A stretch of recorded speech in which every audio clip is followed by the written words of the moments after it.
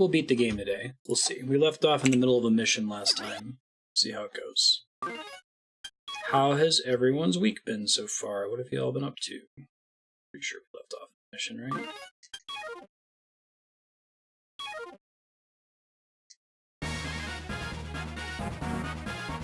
This looks right. Yeah, I want to say this is the mission where my party members rejoined me, and previously they had turned against the faction we originally supported at the beginning of the game. Okay. Right, I need to sign into Final Fantasy XIV and save our house. I went to sign in yesterday. It was kind of great that they sent us a warning on the day we couldn't log in. Let me make a reminder to myself to do that real fast.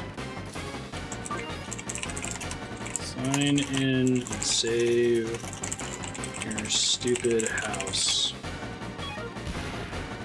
Oh no, Nodovan, I'm so sorry. It's the worst. Did you have any conceivable control over the situation whatsoever? Like, do they even kind of have sort of a point? Sometimes it can be worse. They have no point at all. Split the albatross. It's hot right now. Yeah, it's been hot here too. I was really hoping to have some nice, cool fall weather for walking around doing Pokemon Go, but it's been pretty blistering. It's kind of fun when people are doing community events or raids. It's like, you see those pictures of the savannah, where you see like a thin strip of shadow coming off of a tree, and all these like lions are lying in the shadow only. It's similar with Pokemon Go. Your Pokestop is a building, barely any shade. Everyone goes and moves and finds the best shade that's still within reach of the Poke Center. Or gym, rather, I should say. Oh, that's the worst Nodovan, I'm sorry. Oh, nice. Did you enjoy it, this name? I liked what we played of Quantum Break so far. It was a cool game. It's one of those, it's like, it's a cooler idea than what they ended up delivering, which makes me hope that they deliver on an idea like that again in the future. A session of Pathfighter. Oh no. It sucks when you run really late on something like that. You didn't, still ended up getting to play though, it sounds like, Yahoo?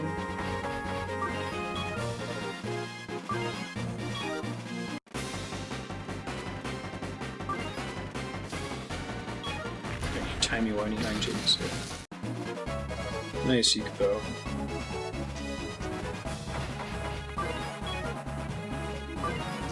Andrea just made a new friend, or at least remade a friend. It's a woman she went to undergrad with. We happened to walk past her as she was going to a restaurant in Los Alamos because physics undergrads, decent chance you'll end up moving here. She's like, hey, I remember you. I had lunch today. And they want to hang out and play video games and do like Pokemon Go and stuff. It's really exciting.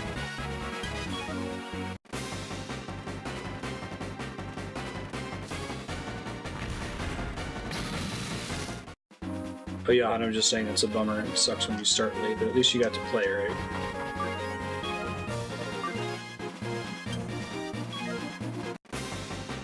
What's up, Serp? How's it going?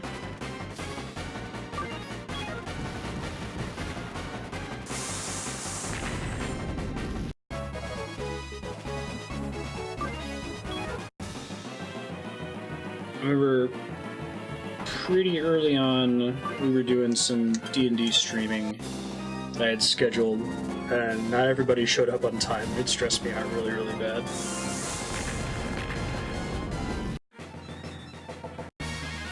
I'm not like a huge punctuality snob, especially when it comes to streaming. I kind of have become one. So this isn't Mayapau, is it? No.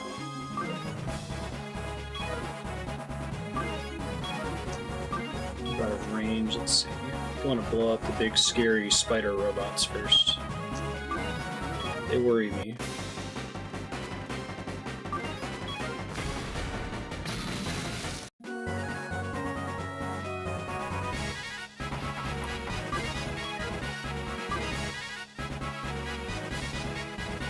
gonna mention it a couple times, right?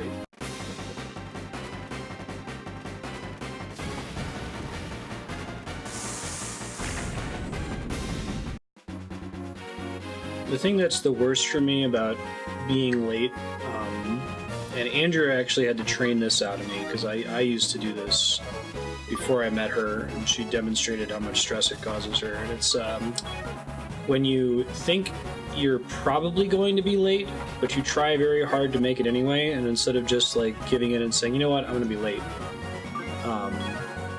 you try to give a progressively later and later estimate. Like if it's likely that you're going to end up being an hour late, you know, you start out by saying, oh, it's only going to be 45 minutes. Oh, it's only going to be 50 minutes. Oh, it's only going to be 55 minutes. Instead of just saying it's going to be an hour. And maybe if you get there earlier, that's great. I used to do that really bad. I'm better about it now. I did see the Captain Marvel trailer, yeah, it looks good. They really built on that cool tech from, was it Iron Man 3 or Civil War? One of them did the young Robert Downey Jr. CG. Looks really cool on Agent Coulson and Samuel L. Jackson McFury.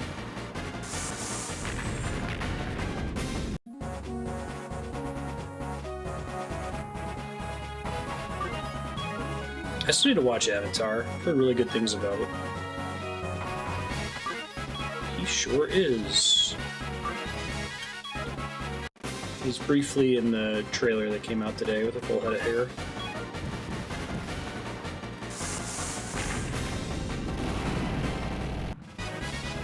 Yeah, someone that's a huge fan of Adventure Time. People keep telling me I should give Avatar and Steven Universe a try. I haven't watched Steven Universe yet. Still hold that Adventure Time is like one of the best works of fiction ever. I think it actually kind of does what Disenchantment's trying to do, a little bit better. But it's also more surrealist than anything that Matt Groening has been willing to do. So that's not really Disenchantment's fault.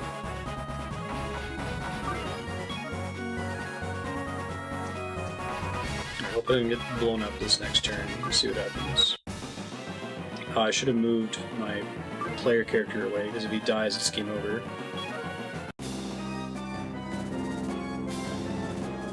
Yeah, I've heard that, and I don't feel like that's true of Adventure Time, which is interesting, because it's a lot of overlap, both in the creative team and in the fan base. Although, from what little I have seen of Steven Universe, that honestly doesn't surprise me. Whenever you can characterize what it is about that corner of fandom, it seems like it's the same sort of fandom that's into Steven Universe as is in Undertale or Homestuck. I don't know if we can really describe what it is about it that makes the fans weird. These days it's best just to have the internet, right?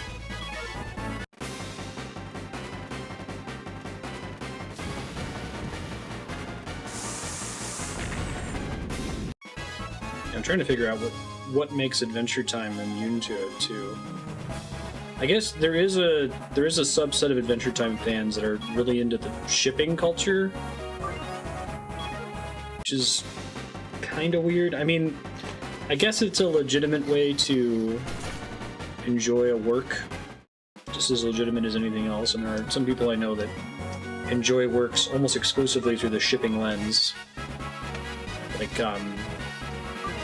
Hey Pax's lady friend, Special Lady Amanda, went to PAX with us. I think that's part of the lens through which she appreciates Final Fantasy 15, for example.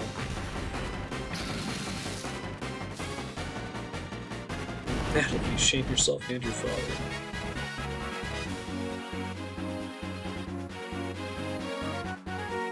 Just people finding their show at the wrong and best time.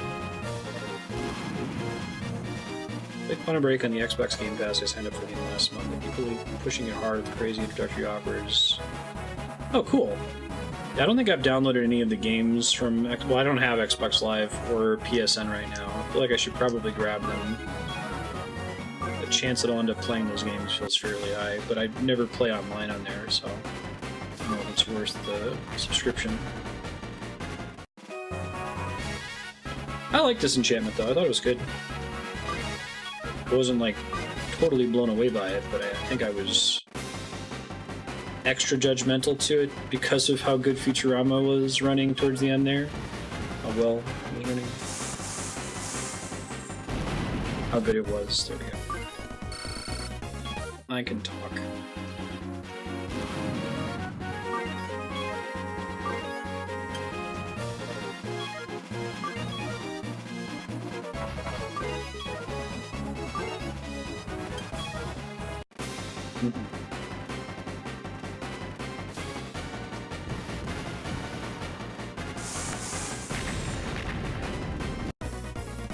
I think that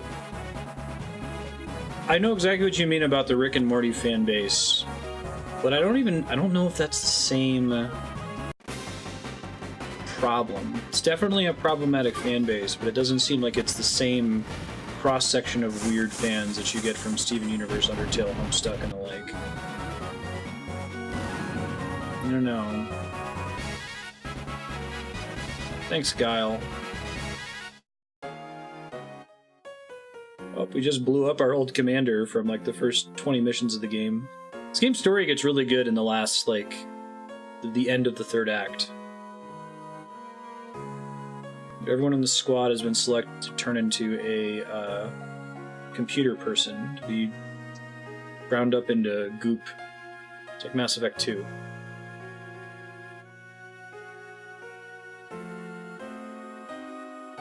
Say this without it deliberately offending people.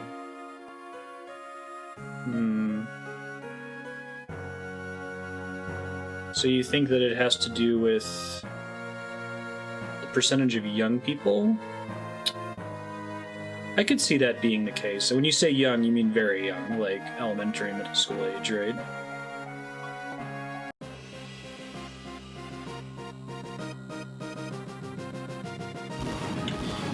That would be consistent with the experience I've seen from my, heavily moderated comments on my Undertale video on YouTube. The ones that are really bad are almost universally from children. People in certain social media circles. Sure. It could also be very young people, the more I think about it. Maybe the character of the weirdness of the community has to do that you have these immature people, and I'm not using that as an insult, like immature and they're literally not mature, that are able to communicate readily with a much more mature fan base, but they don't really know what to do with that information. Like, they can hear someone say that Undertale is a really great game, and here's cool narrative tropes that it plays on, and here's this parody of the JRPG genre and so on. I don't really know what any of that means. They get that it's important. They can detect the, like, what's the right word?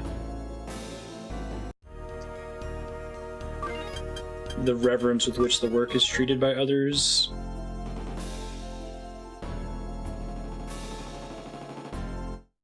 Can we tackle something that's like abortion or religion? Right. We got company. Well, the Gens joins the party too. Been fighting him for a while.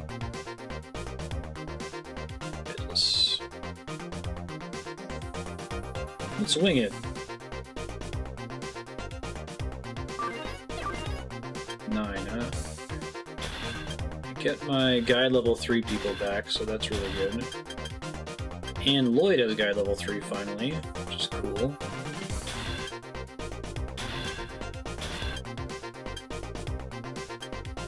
I can still do arenas, right? One more person taken. Guess Bobby.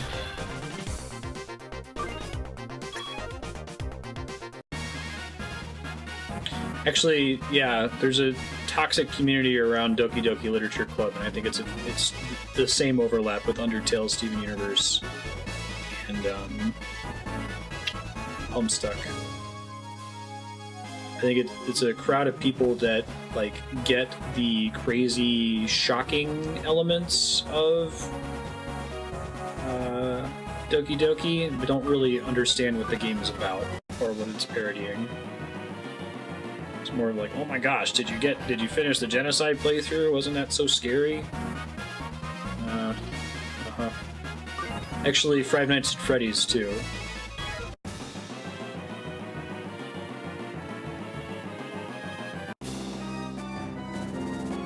Valhalla is a visual novel that knows about visual novel tropes, but different than Doki Doki.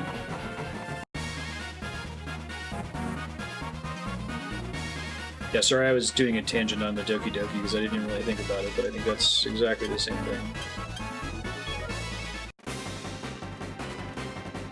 Like, Jaden was super into Doki Doki without really getting what the game was about. I think it was just the, let me go watch a reaction video of some YouTuber playing the game and getting to the part and see how they respond to it.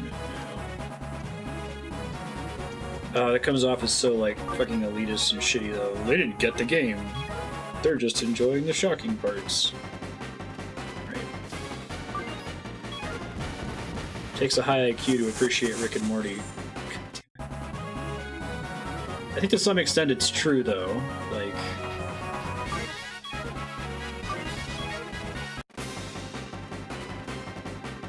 Shouldn't be from my end. I'm not dropping any frames. Anyone else having loading problems?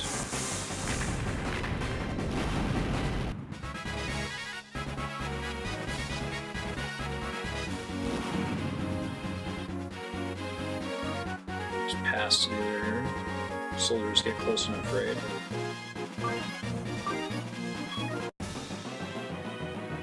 Oh, that repeating and skipping problem.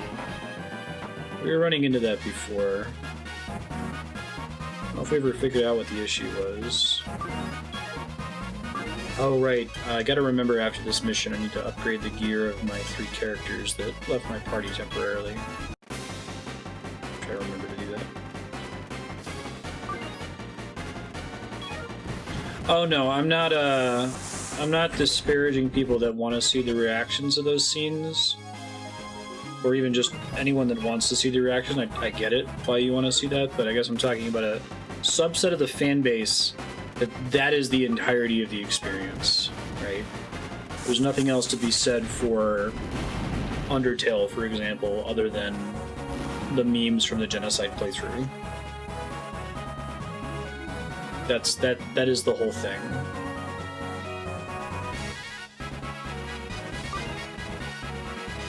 Changing quality settings fixes the repeating.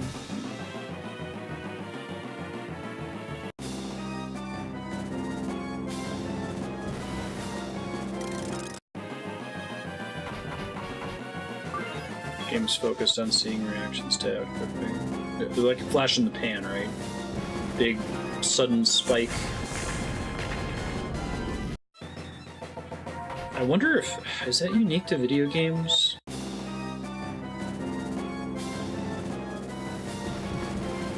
I guess there are TV shows and movies that you can enjoy wrong.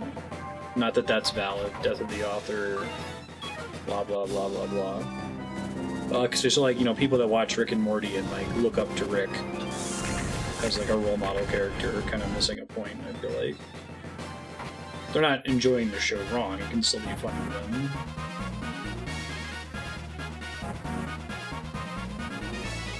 Natalie's having a very bad day. I'm trying to get her as out of dodge as I can here.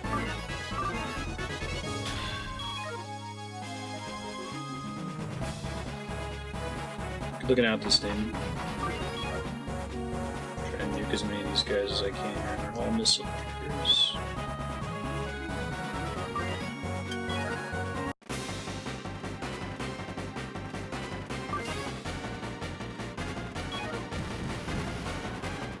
Just to tune into every Fire Emblem Awakening stream. As you see all the reactions there are, I don't feel like watching them. Yeah.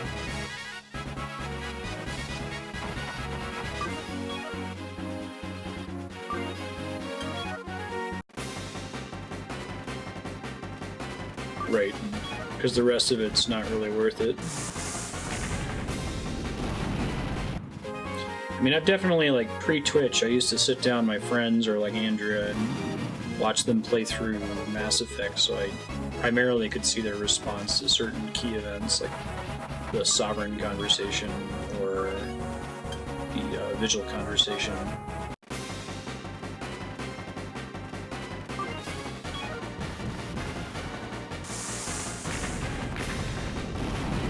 Yeah, right. Undertale has to be a really different experience for someone playing as a kid.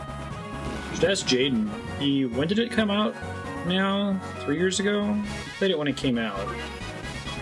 And I had actually gotten him to play Earthbound before that, so he probably had marginally more context than most of his peers. Yeah. Right. The opera reference is like so clearly exists to be an opera reference that I don't even know if it functions as just a scene in the game independent of that, you know? It's just come out of nowhere, feel random. Or silly for no reason.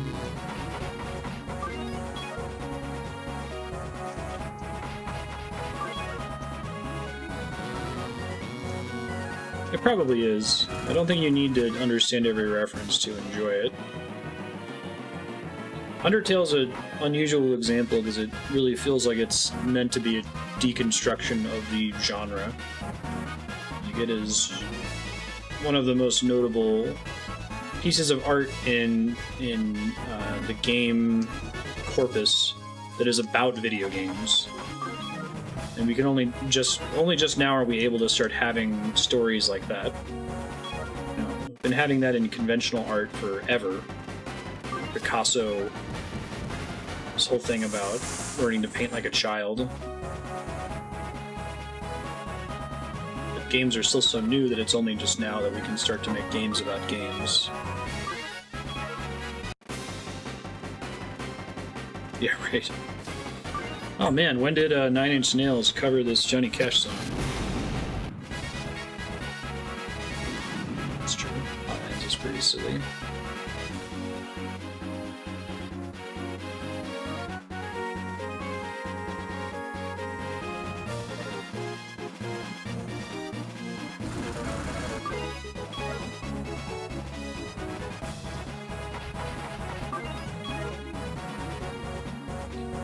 It's interesting though. I feel like there's a pretty clear line between like art house films that are like for cinephiles and films that are for a mass audience, and it's very rare that you make something that appeals to both at the same time. Like Blade Runner 2049 or Mother. Usually you invest in one, you lose the other. And I think that's less true in video games. Maybe it's because there's more different ways to interpret or appreciate a video game than a movie because of your player agency. The movie's directed in a certain way that you can't handle. You can't like skip through the text or skip through the boring parts or rush to the part you want to get to. Proceeds at the pace the director laid out.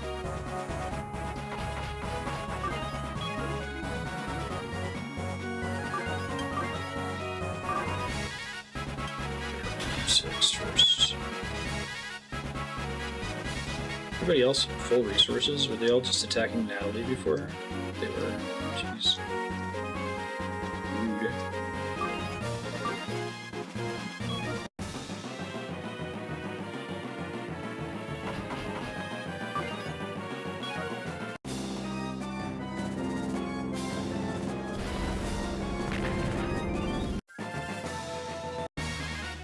Video games can be longer and more interactive. Yeah. Well, even like books, there's different ways to interpret books. Like I think that you can enjoy House of Leaves without knowing what the hell is going on in that book. I certainly don't know what the hell is happening, and I enjoyed it quite a bit. But even then, I don't think that I got a completely different picture out of House of Leaves than, you know, Joe Smo, Rando number 2, number 3, number 4, number 5. If anything, I probably just got a less complete picture of what the story was about. Yeah. You somewhat have that with film. You know, like you can like the cinematography in a movie and think that the story is garbage, or you can think the story is really good but lament how boring the color palette is.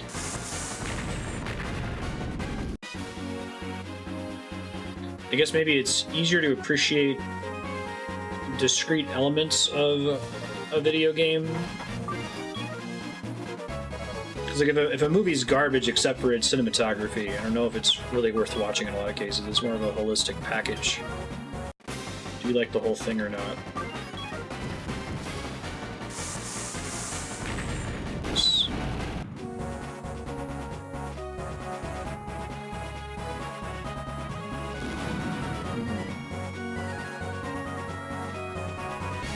And like the really great movies are movies that do all of those things well, right? Nobody talks about a great movie that's kind of bad in most respects, but has one thing going for it. I'm trying to think if there's an example of that, but nothing's really coming to mind. Chemist only challenge version of watching a movie would be getting shit-faced before watching it, right?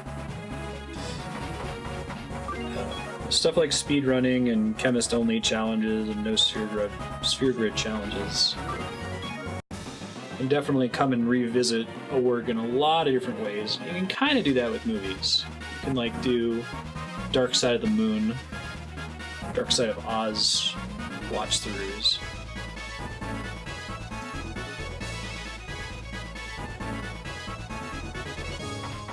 Much rarer phenomenon, though, I think.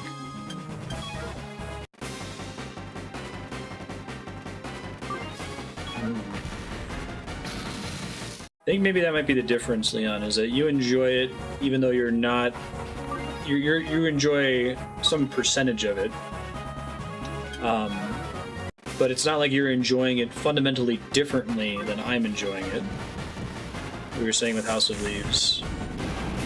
Like, someone that wants to speedrun a game is enjoying it in a fundamentally different way than someone that just wants to see the story or just explore or 100% it.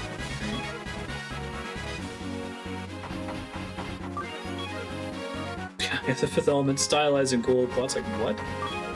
Guess they're here?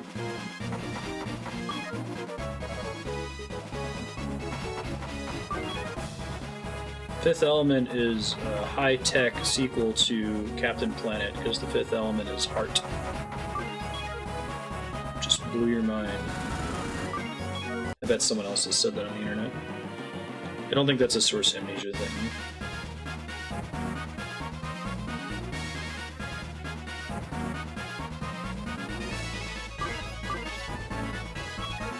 Persona 5 was strange. Maybe 3 and 4 when it's roughly the same age as the characters.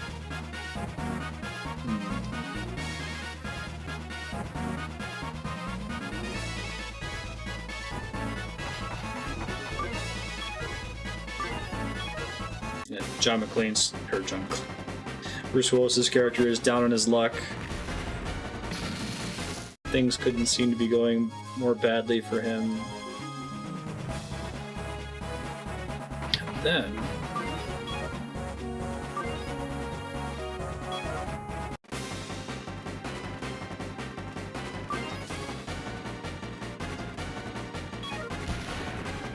that's funny, Leon.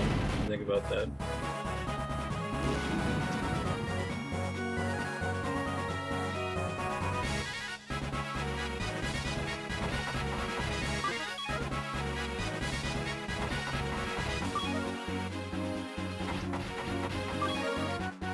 I think I just enjoyed the Da Vinci Code because it's a page turner. It's like designed to get you interested in what's going on, no matter how stupid it is.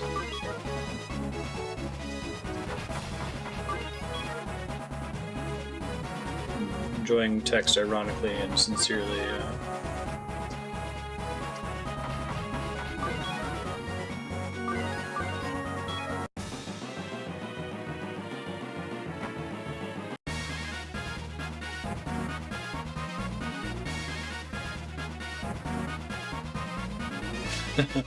I read the Da Vinci Code, and then I read Angels and Demons, which is which was written first, right? And it's pretty striking how exactly the same it is, other than having like antimatter and evil popes and shit. It follows all the same story beats Da Vinci Code does as Angels and Demons.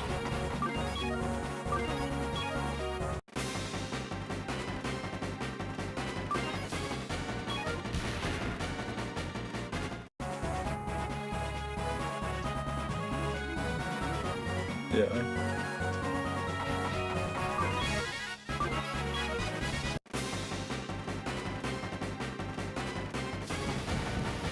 Oh, it's funny. Sort of like not in there's a scene early in Steins Gate where these guys show up in like black suits and sunglasses with guns, and they're like, "We're from CERN. Your time machine is now the property of us," or something like that. I was like, do they have any idea who works at CERN?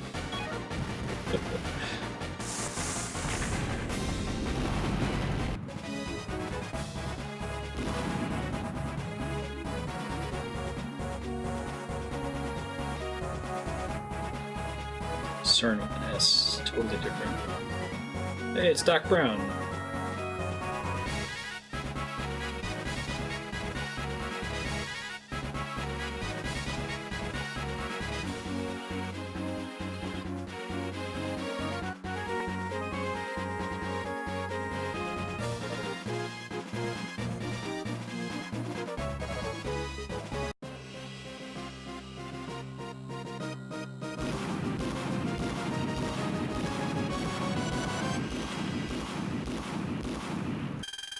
To give you a clue, people who work at CERN are a lot like Andrea in most cases. Oh shit. So looks like this is the endgame. I'll start making separate save files. Looks like it does let me leave though. So I need to buy new stuff for... Actually, did it let me do that earlier? I anticipated some of these characters would rejoin me. 150. How did I do past Marstead? Did you buy? I didn't. What a dumbass. Past me is an idiot. Well, I can upgrade one of them, I guess. Boo, past me, boo.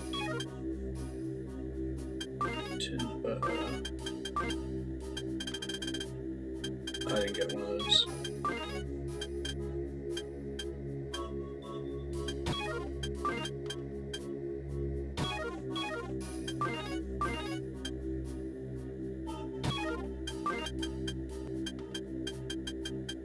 It's the BOA.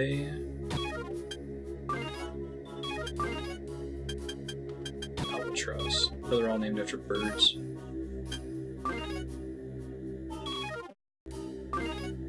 The only thing worse than a past self is a future self.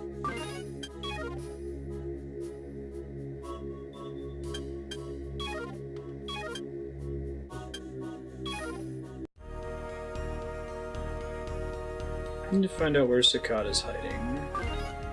Oh, I can slip her just gear, thank god. Oh no. Don't tell me. Don't tell me. God damn it. Okay. Okay, alright. We gotta upgrade our shit again. Let's do it. Just do it. Heads down. Talk amongst yourselves. The nuclear posture review. 6 Gun. Andrea's not here, but pass along whatever you bring up about it. I read it as well. She asked me to, so. I guess let's do body parts first. Currently at type 150. Well, that looks like that's just strictly better. More power, less weight. Significantly more HP, more defense. It's even better because the weight difference is fairly excellent. That's not good. So, Eigel, Eins, H. Thank you.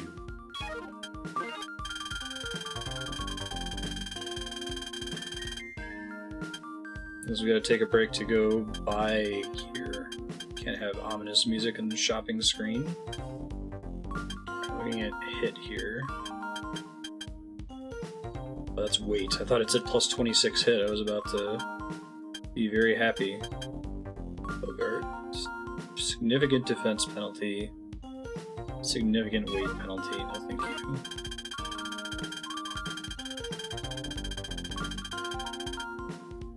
Yeah.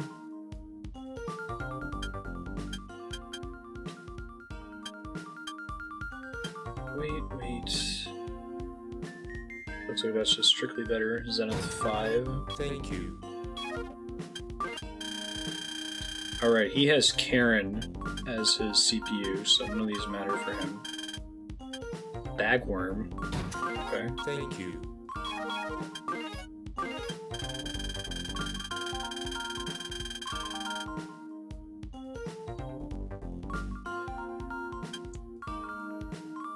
Okay, first we're looking at our left-hand weapon. We currently have a Leo Stun Beta, which is 4 times 21 hits 74.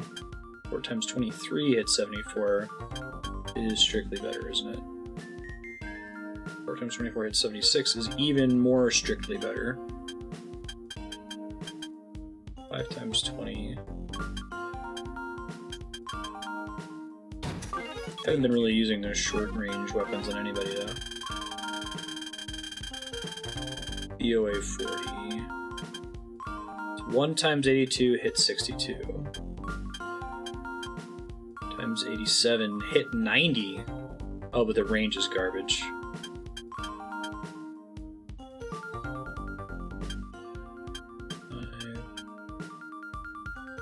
Minus 3 range. Banish 2 is better. Thank you. Okay, how about a new shield, huh? That's worse. That's the one I currently have. Okay. Shield stays the same. We currently have the Albatross. 3 times 34. It's as good as it's gonna get, it looks like.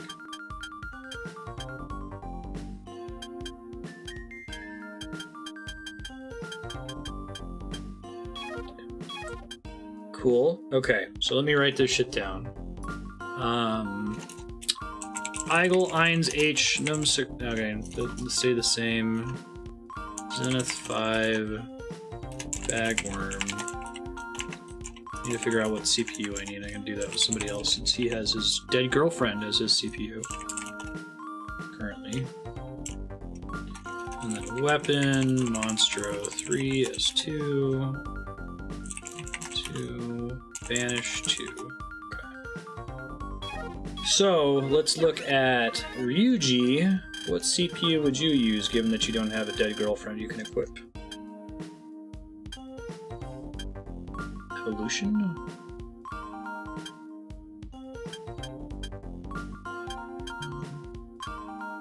Oh, I see. Everything now... I can no longer be a generalist if I go past this guy. Gotcha.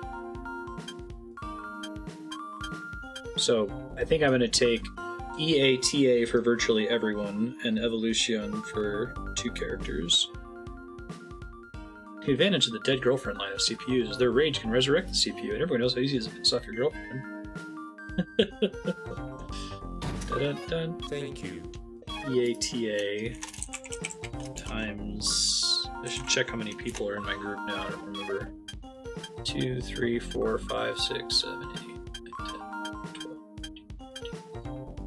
13. So I'm gonna get... I've already equipped them for one of everyone, so 13 evolution times 2, 13 of everything else. Let's go. Let's do this. We got this.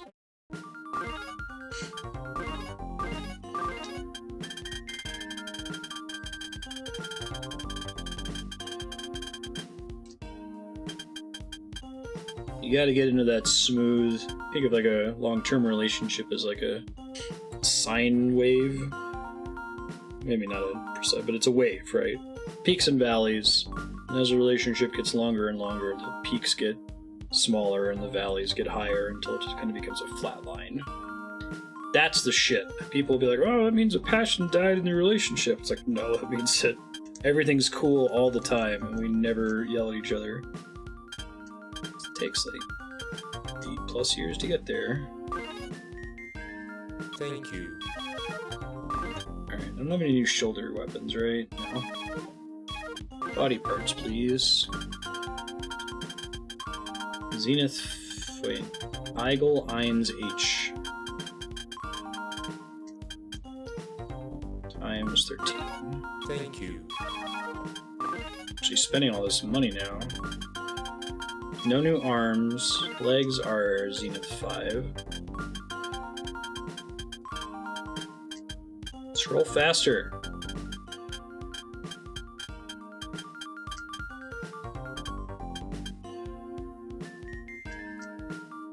So you had a 4-year relationship that had like breakups and restarts, and the longest it lasted was 4 months without a breakup. Is that right? Thank you. CPU, we want to get 12 EATAs, I guess 11. Thank He's you. already bought one for Ryuji. And I don't need one for the main character because his dead girlfriend is his CPU. Thank you. And 13 bagworms.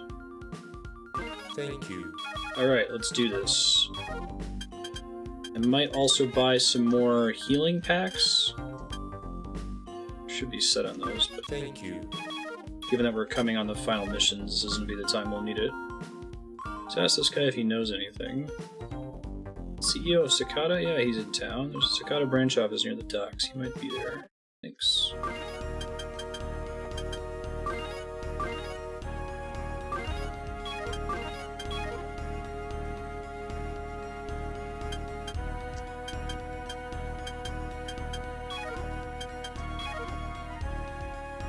Nice as well.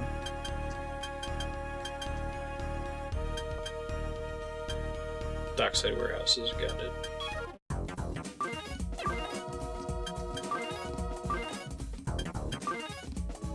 I probably shouldn't be allowed to toggle to give some kind of authority given that Andrea is my first and only girlfriend. Monstro and Banish 2.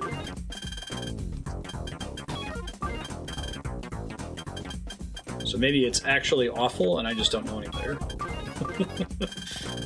So I have nothing to compare it to.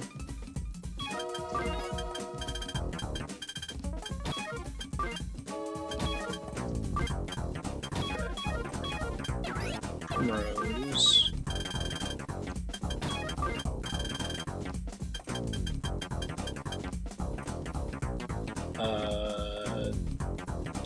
Banish 2?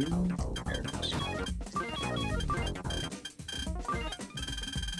This is when I can't really focus on chat for a sec, because I'll forget what I'm doing. Bear with me here.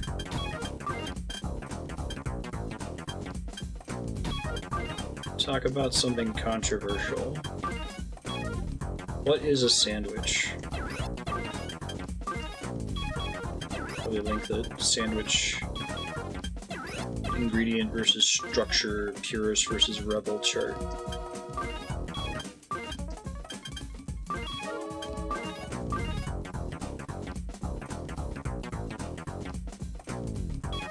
Yeah. Andrea gets that sometimes, where like I can actually be counterproductive in trying to help her with stuff. Just by nature of the fact that I'm a loved one. Totally independent from bipolar, but similar concept. She has misophonia. I don't know if any of you have or know anyone who has. It's just basically extremely irrationally irritated by certain sounds. For example, chewing or drinking. And when I say irrationally irritated, I don't mean that she's kind of annoyed by it. Like it's like somebody's standing next to her and scraping their fingernails on a chalkboard. And apparently, this is like a documented thing about misophonia, it's not just an Andrea thing. If it's a loved one that's doing it, it's like a 10 times multiplier. She hates it even more. She can do fine if she's in like a restaurant and there's somebody smacking their lips eating something. But if it's someone she cares about, it really pisses her off. Sends her into a rage. See you, sir. Huge food bubble. Between two of the same things with the sandwich. Yeah. So I used to drink... I drink a lot of Diet Coke, right? Probably power through more than 5 cans of it a day. And I just glug, glug, glug it down, and I've had to learn to swallow quietly so as not to enrage her.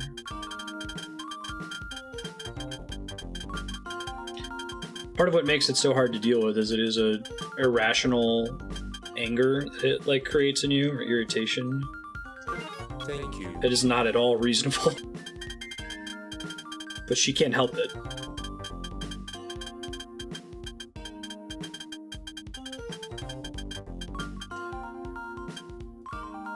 Thank you. Thanks, Leon. Good looking out. A wrap or a burrito is a sandwich, but a hot dog is not.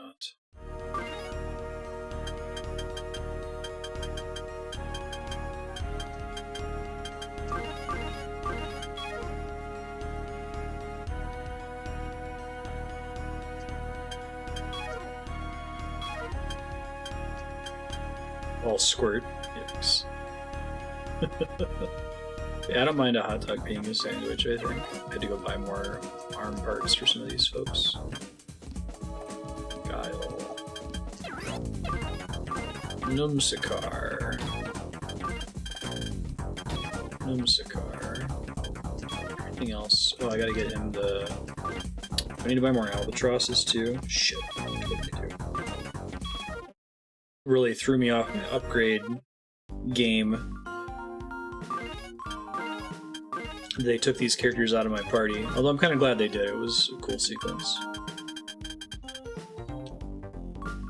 Thank you. Use this radical sandwich anarchy.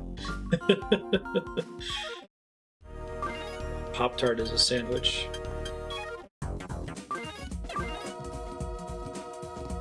Oh man. Preservation is an element of sandwichitude? I guess I've never thought about that. So you're saying there should be a z-axis on that chart. Whether you're a can-it-be-eaten-later purist or rebel. What was the original purpose? The Earl of Sandwich, the legend goes... This guy wanted to eat his meat while he was playing a card game. I think I saw this on fucking Sesame Street when I was a kid. He wanted to eat meat while he was playing a card game, and he didn't have a free hand. So he had to use a knife and a fork, so he decided to put it between 2 slices of bread.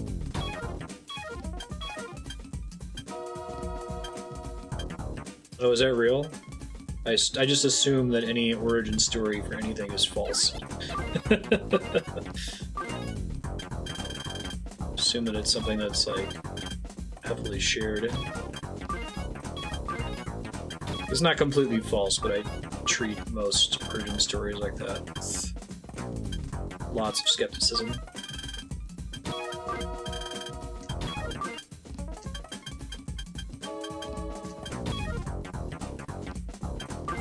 Pretty much it. Well, in that case, he had no intent to preserve the sandwich for later, right? That's the origin of if the eponymous Earl of Sandwich, his reasoning was to be able to eat his fresh meat now. And convenience was really the only driving factor. He has an albatross, okay.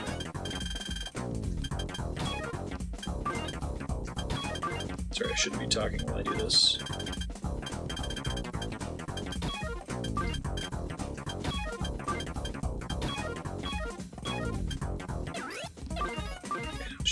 Ooh, I didn't check to see if there were new melee weapons. There probably weren't. There almost never are. Probably weren't. Just move on with your life. Everything's fine, everything's good.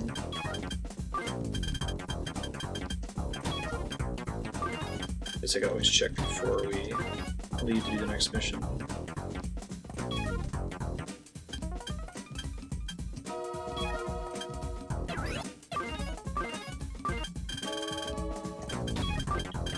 Monstro, Banish.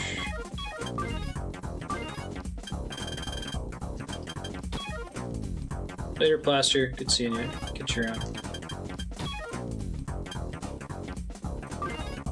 Open face sandwich is something that was a sandwich and was modified. You're sacrificing handling for hotness. It's the origin story of the proto-human that actually first decided to eat an egg.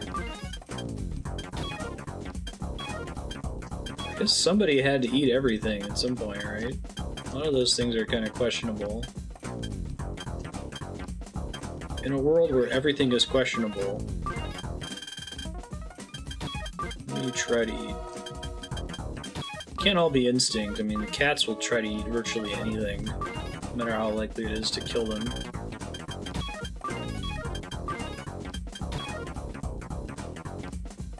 Transportability is key to the Orlo sandwich story. I mean, there's nothing inherent about a hot dog that prevents it from being transported. People just choose not to. Do you think that that's a nature versus nurture? Is that a societal problem? Should we be packing up our hot dogs and bringing them to work with us and then eating them cold?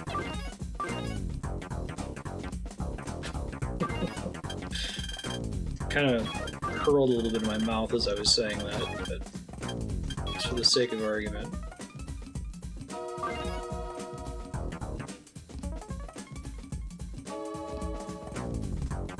Cold hot dog.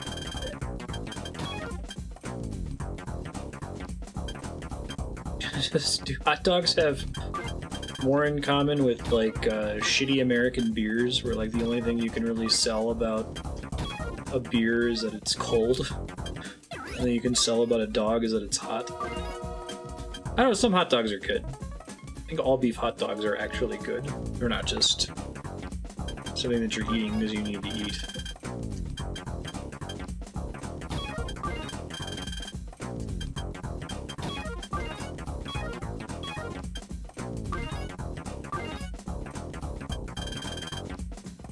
Just give me something crawling with parasites.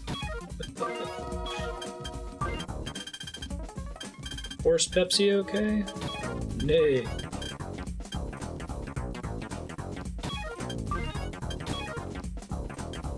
Kosher hot dogs are great.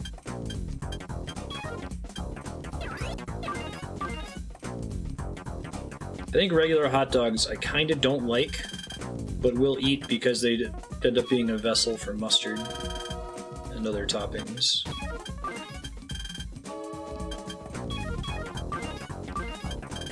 But if you just like cut up a cooked hot dog and handed me little bits and pieces of it and told me to eat it, I'd probably hurl a little bit.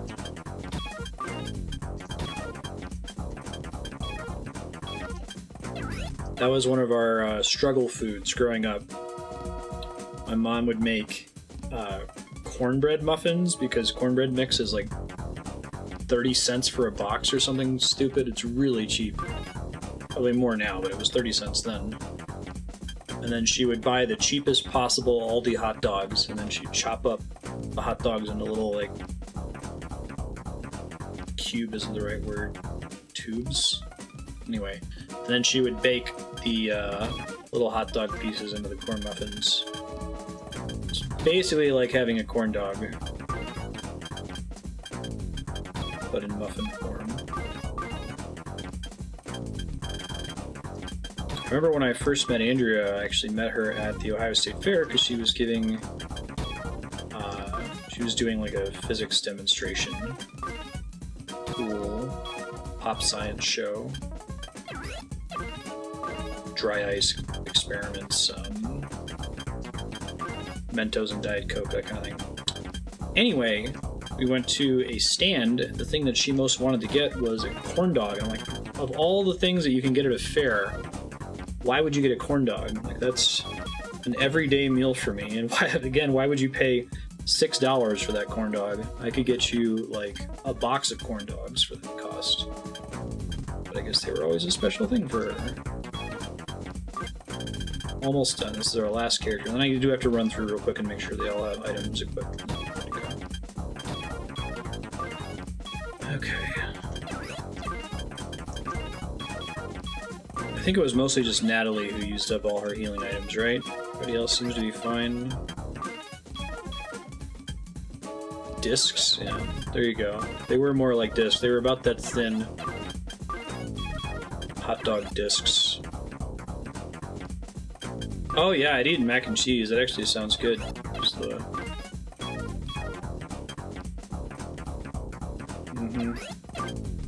That was a struggle staple for sure. 100%.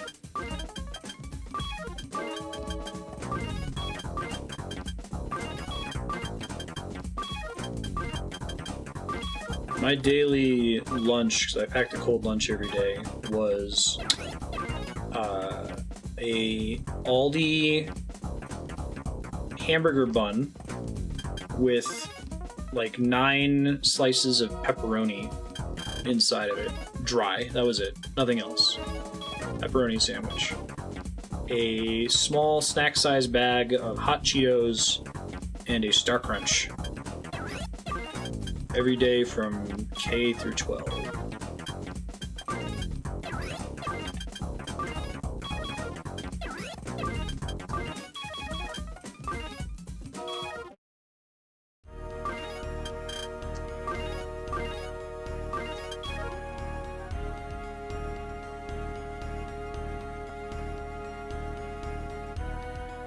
Star Crunches are good. They're a Hostess treat. Little Debbie, actually. You may have had something like them called something else. I'll post a link. It's like a Rice Krispie treat, except flattened into a little cake. A cake is the wrong word. It's a flat Rice Krispie treat that has caramel all over it.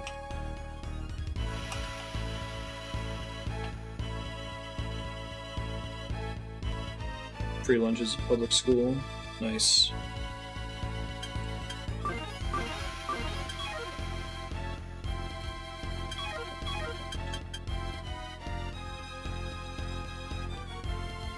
Oh, they're really good. Actually kind of want a Star Crunch now. Yeah, it's like, imagine a Rice Krispie treat, but instead of holding the Rice Krispie pieces together with marshmallow, you hold it together with caramel. Very, very good.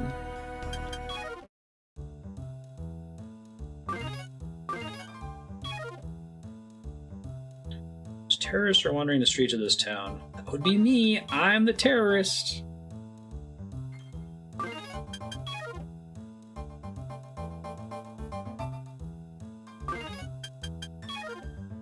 Yeah, I think it is the flat upgrade to the Rice Krispie treat. If you had a Rice Krispie treat equipped and you found a Star Crunch in a treasure chest, all the numbers would be green.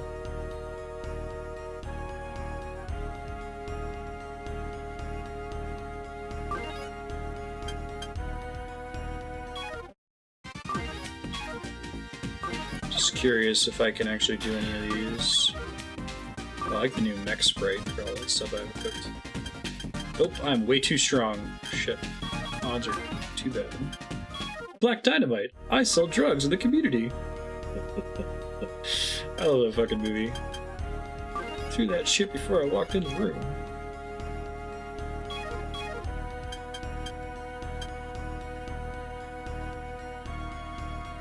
room. Yeah. I'm pretty burnt out on a lot of those struggle foods from being a kid. It's been a long enough time since I've had a Star Crunch now.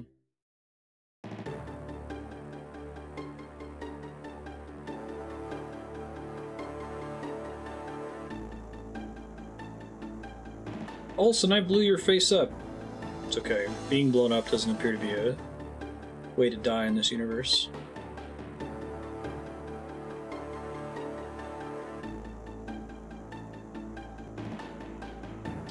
guy was my boss for like 25 missions. Not a fan of zebra cakes. I associate them with being dry.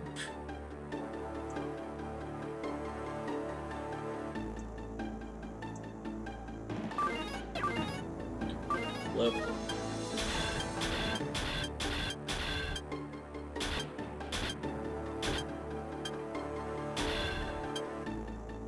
Guess Gens?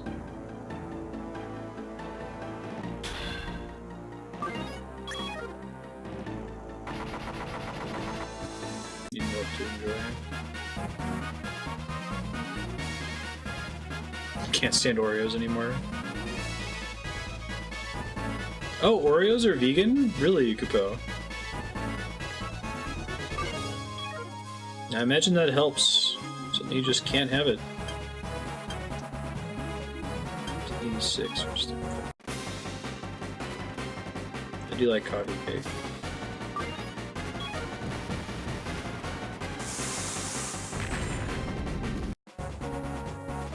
The way I eat Oreos is... frankly, it's offensive. I probably should be tried in the Geneva Conventions or something. I don't do it anymore because I've grown up, but as a psychopathic child I would take the filling out of each Oreo and then I would slowly make a ball, like unto like a ball of Play-Doh of the filling, until it got so large that I could almost not fit it into my mouth.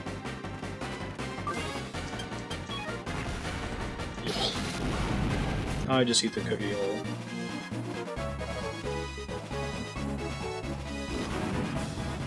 No. I hate the fast food poisoning. Had that happen before. Oh, right, you can't even have KFC anymore.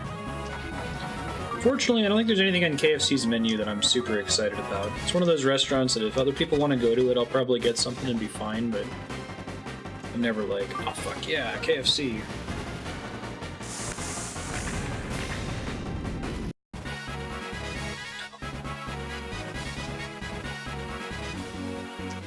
You're right in the dead center of the alpha-gal scare, aren't you, Aki? Won't start tick really common out there. You've talked about that before.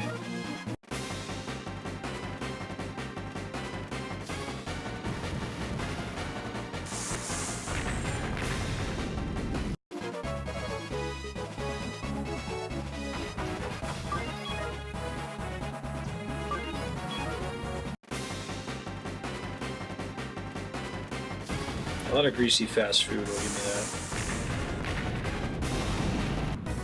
that. Taco Bell's a restaurant that I'm actively excited about most of their limited time menu options. They never have them, just jerks.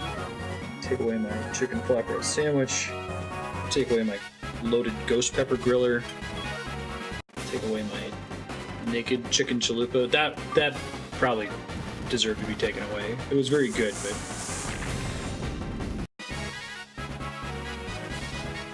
it was definitely straying pretty far from God's light.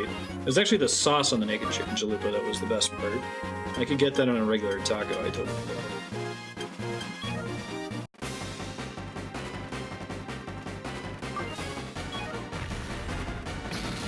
There's grass, there's ticks, and about half of them are Lone Star. I think it's one of my favorite Radiolab episodes about that Alpha Gal thing.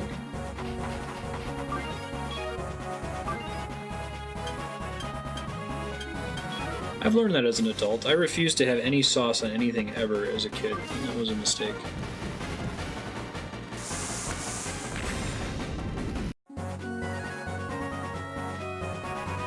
What's Chubby Bunny?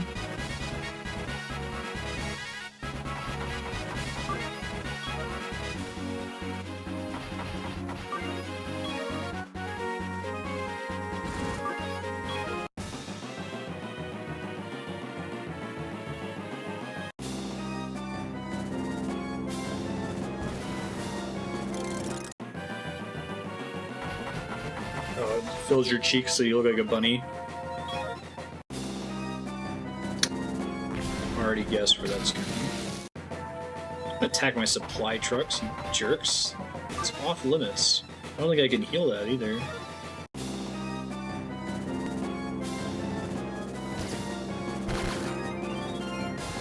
I should just give them 2 long-range weapons. Short-range weapons just kind of suck. Or I guess you need upgrades to make them valuable.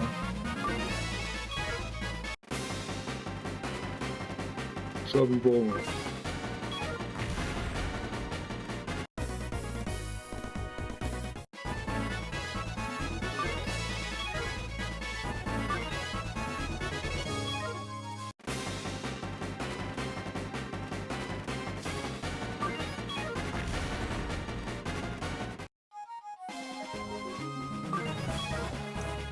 Try to protect my truck here.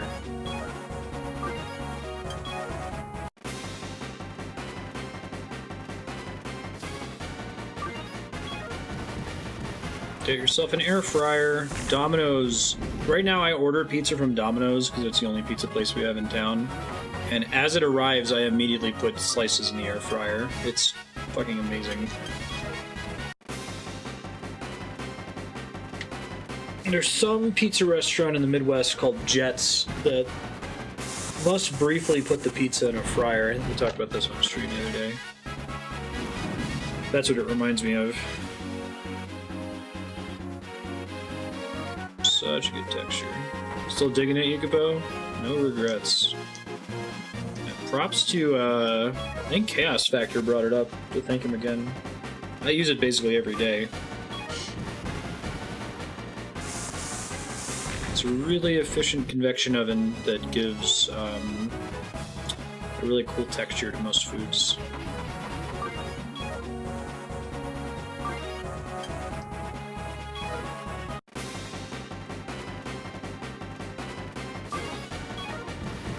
We make the 30-mile trek for Taco Bell right now. Andrew really likes it. We do that about once a week.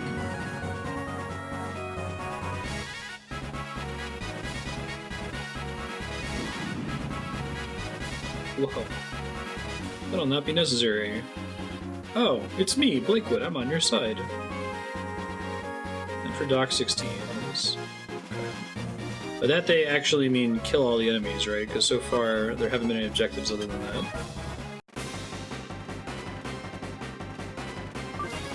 I think that definitely helps the tactical RPG, and more modern games are better about doing that, I think, having variable mission end objectives. I know that, like, Fire Emblem Awakening very quickly became all about routing the enemy in every single mission. I think Cat and Donovan did the same thing, Yukibo, after they moved out. They got an air fryer too, and they're like, we're using this too much. We gotta take a break. Virtually everything that I would previously reheat in the microwave, I now reheat in the air fryer. A few exceptions. It's like you can't make rice in an air fryer.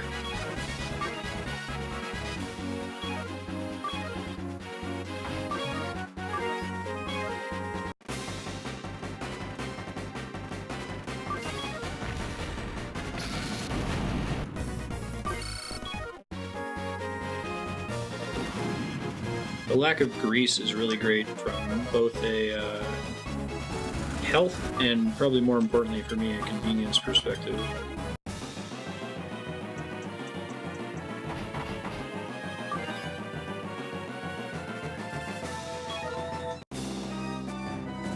Yeah, I'm kind of the same, Aki. If it wasn't for Andrea, like when Andrea was in Vietnam, I think I left the house once. Less so now that I'm playing Pokemon, but when people talk about cabin fever, I don't know what they're talking about. I get whatever the opposite of cabin fever is. Yeah, right? And I would not be able to exist without, at least not in Los Alamos, without Amazon Prime. Cabin happy.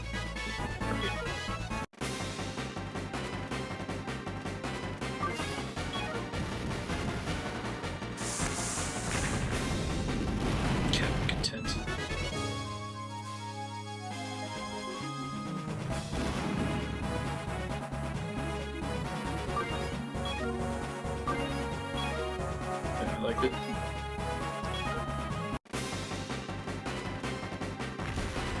You get both cabin fever and anxiety from leaving the house? Oh no.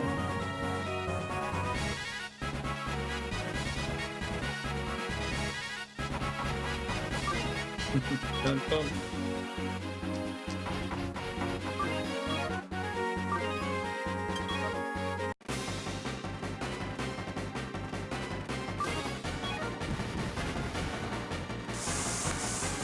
I guess when I say the opposite of cabin fever, I mean less that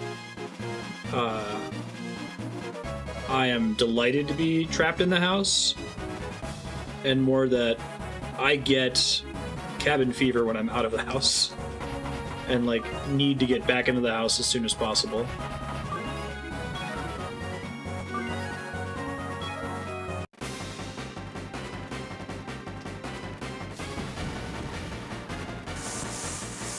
Just call it agoraphobia, yeah, if you're in the marketplace.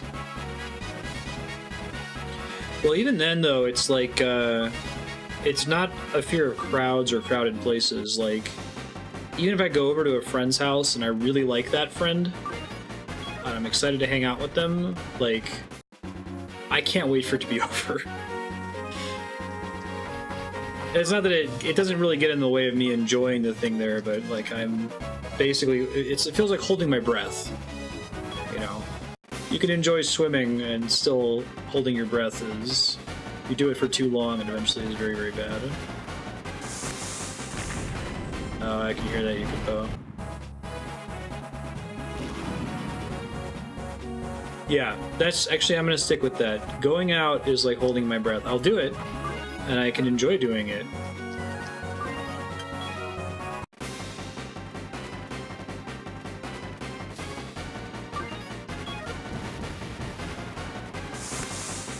But I can't breathe underwater, so eventually I need to surface. Eventually I need to go back home and chill.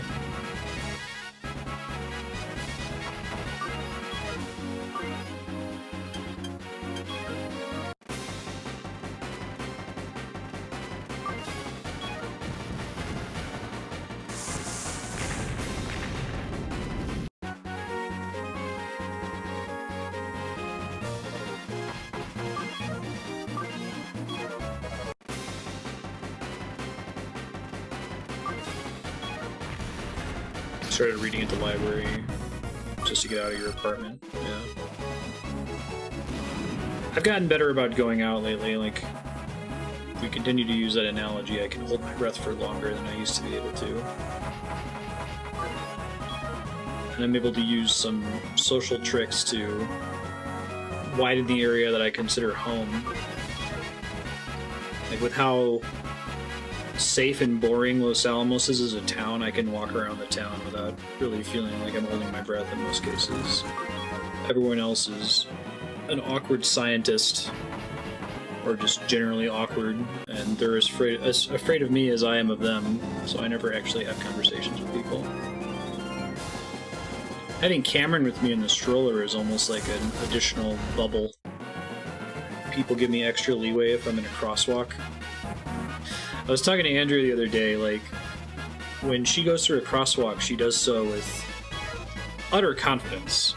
You know, she gets to the crosswalk, she just starts moving across it, and she moves at whatever pace she normally takes. She doesn't really think twice about it. When I'm in a crosswalk, I always run through it, lest I, you know, inconvenience the car that's waiting for me by an additional 1.5 seconds.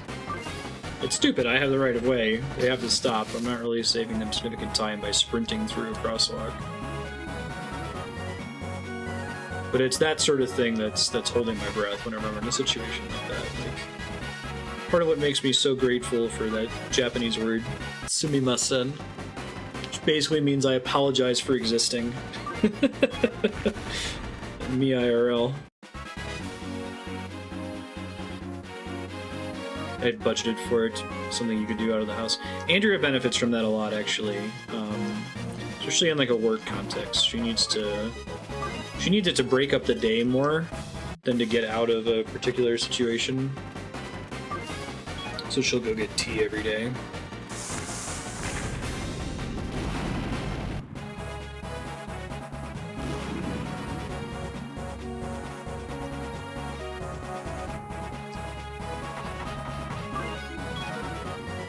not particularly afraid of, like, the danger of being in a crosswalk. I'm afraid of inconveniencing anyone that's also interacting with the crosswalk.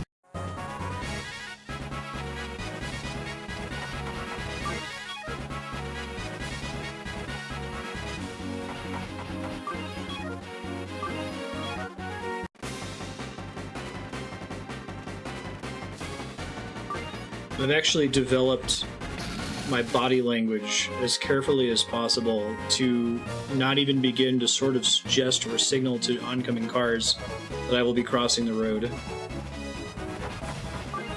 Because, like, my nightmare is when a car expects that I'm going to approach the crosswalk within the next few seconds and begins to slow down before I've even reached it.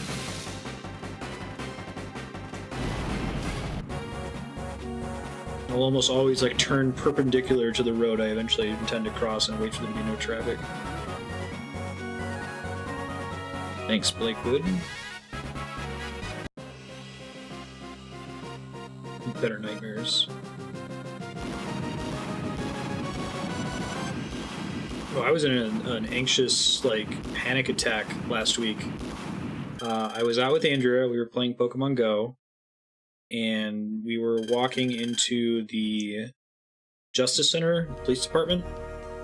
And there was not a crosswalk, but you know, it's the only place for pedestrians to go. There was no sidewalk either. So I came up on where a cop was pulling out, and the cop stopped, and then I stopped, and I like tried to wave the cop forward, and they didn't move for 2 seconds. So they inched forward a slight second, and just at the moment I said, okay, I guess I'll just go. And then we both stopped. And then I inched forward. Oh no. I was just repeating, you know, I hate my life, I hate my life, I hate my life mantra over and over after that.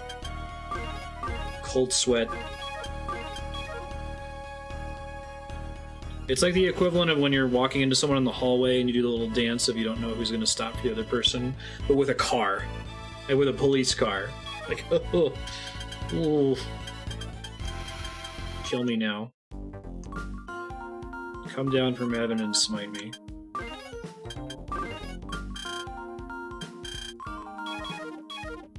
And you think that, like, describing it would make it better, and isn't that such a silly thing to get upset about, but talking about it is, like, anxious.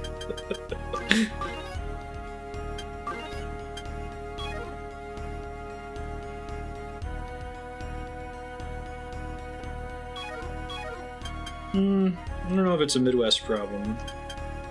It's just an anxiety problem in general.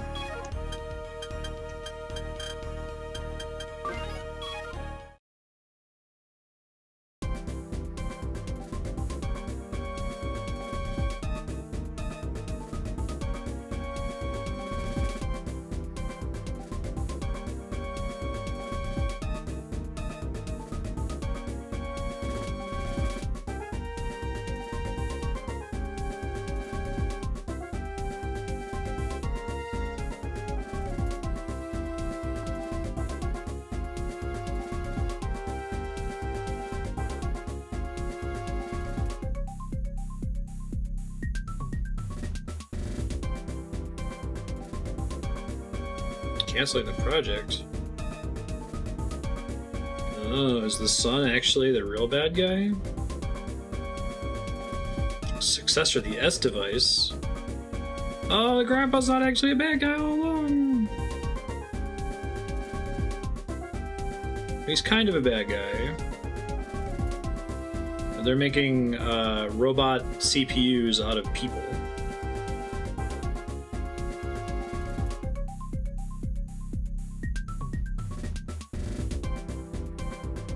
Godforsaken country. Whoa.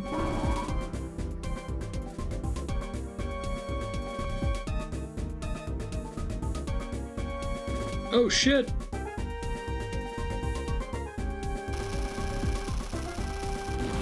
Damn. That's fucked. That's cold. Ryuji's brother is the big bad. Walking towards a person, you both end up doing that little dance because you don't know which way the other person's going. You can prevent that. So See, people will actually move away from whichever shoulder you're not leading with, so if you turn to a slight angle, you can predict which side you'll funnel the oncoming person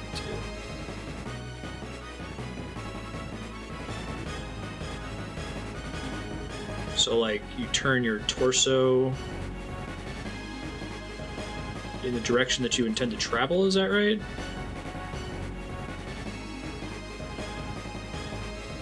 Yeah, I hate that too, Kubo. Right.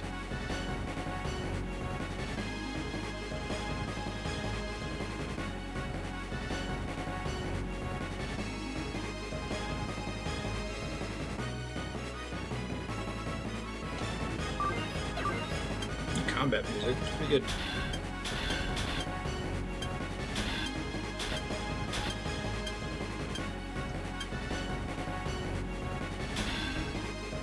You get guide level 3 for Bobby.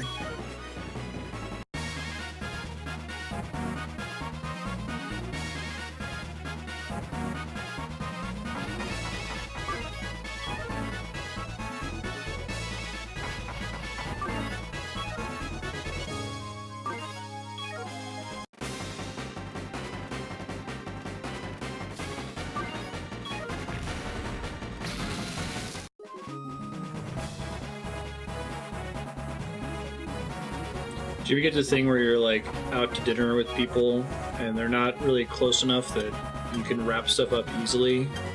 So you sense that everyone at the table simultaneously wants it to be over so they can go home, but no one is saying, all right, I gotta go, it's a long night, or giving some excuse to let everyone else leave. The conversation just keeps going. It doesn't bother me if I can tell that, you know, at least one party wants to be there, but I've definitely been in a situation where I have this social sense that everyone wants it to be over, and no one wants to be the first person to say, all right, well, I gotta go. Late night.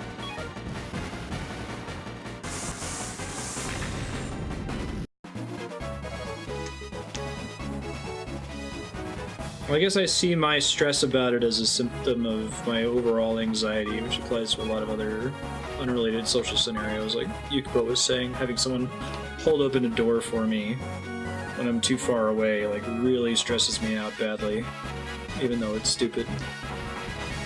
If I didn't have the anxiety component, I could probably deal with it better.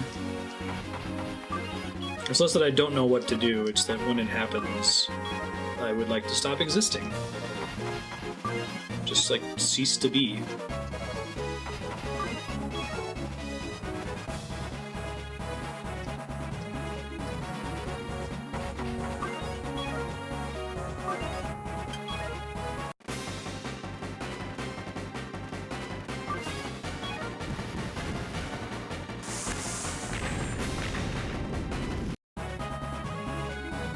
Sun. Yep, that would be even better.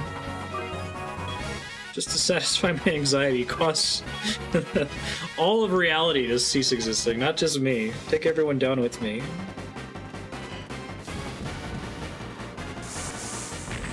It goes beyond just like, I would like to blink out of reality temporarily. It's like, I would like to have never existed. All my hopes and dreams and aspirations, I take them all back.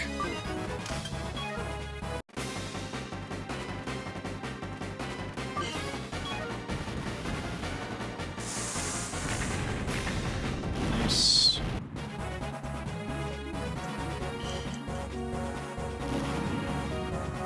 Yeah, sleeping. Exactly.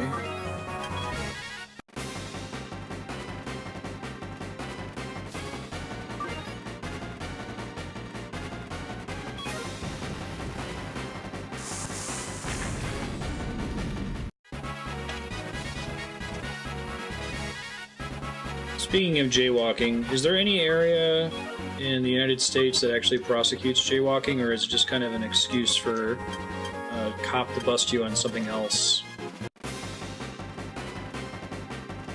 Kind of like marijuana possession in a lot of states. If they're busting you for it, it's because they want to get you for something else. That's the thing that they can legally do to punish you. I did get my high skill characters back, thank God. Took me a couple rounds to remember to re-equip them with the most recent gear, but they're all equipped now. There was a mission where I had to fight my old boss, and it appeared that I had to fight those high skill characters as well. But right at the start of the mission, they turned on the boss and rejoined me. Thank goodness.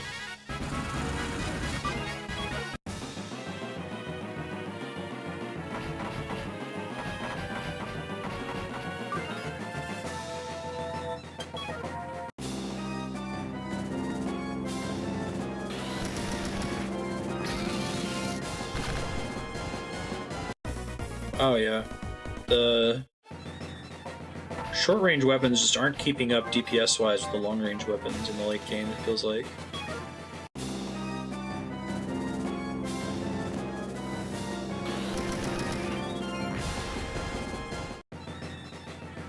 It's a harassing charge.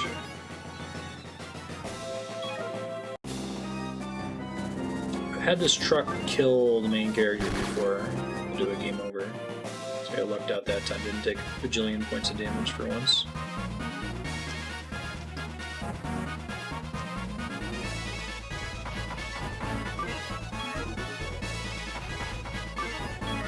As far away from these guys as I can.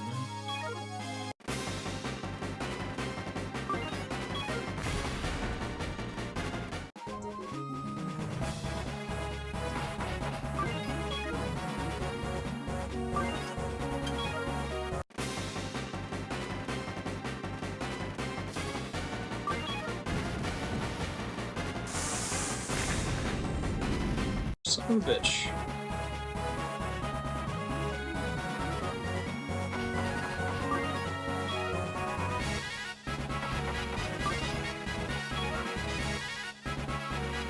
There's 3 enemies up there. I gotta move some other characters here, so the main character's not in trouble. I'm more than a little worried about that right now. I don't know if my other robots are close enough to reach us, though. We'll see.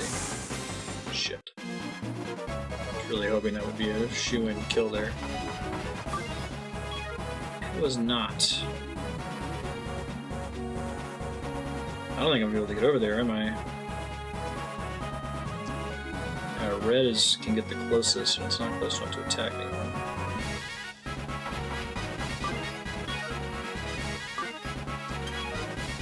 Them as close as I can, I guess.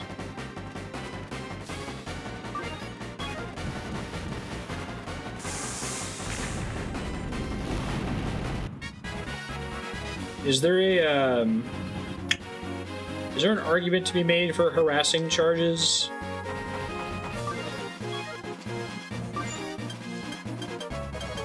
I guess I can kind of see it from a police officer's perspective.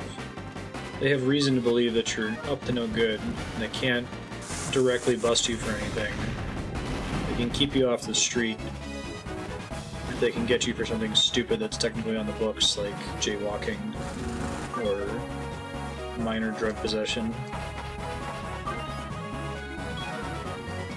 Or they can use it as leverage to get you to tell them about someone else's petty crime.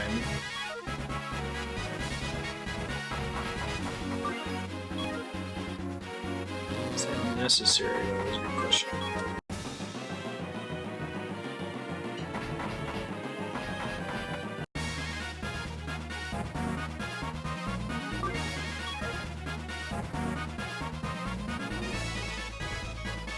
It's never really a good or necessary thing.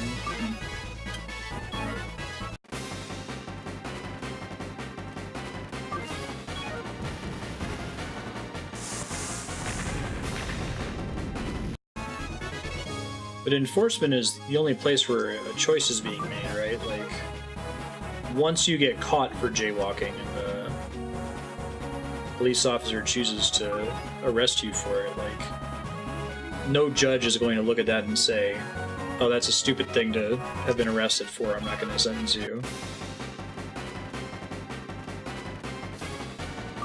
So, like, you either need to get the law to be removed, seems difficult. Or you need to have the officers choose not to enforce. Which seems like taking a tool out of their kit, they're not going to want that.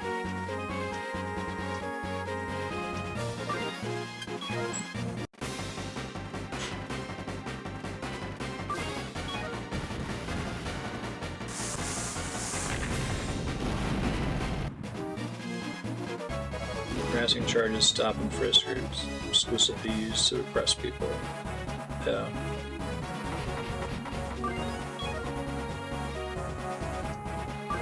That can't be a uniquely American concept, though, right?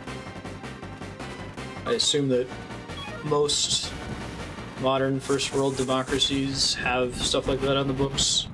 I know that we have a uniquely American police problem.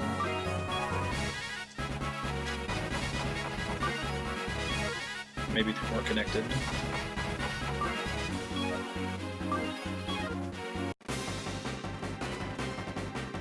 Right. Right. Yeah, that's true.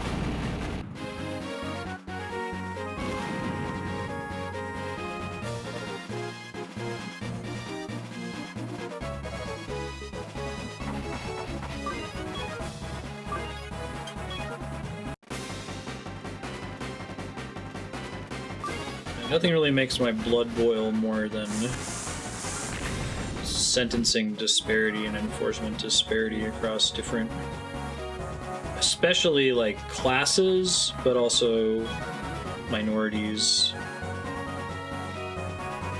Usually those trend towards the same thing in the US. Pisses me off when a rich person gets like 14 days probation and someone else is going to jail for decades for something that's much less bad.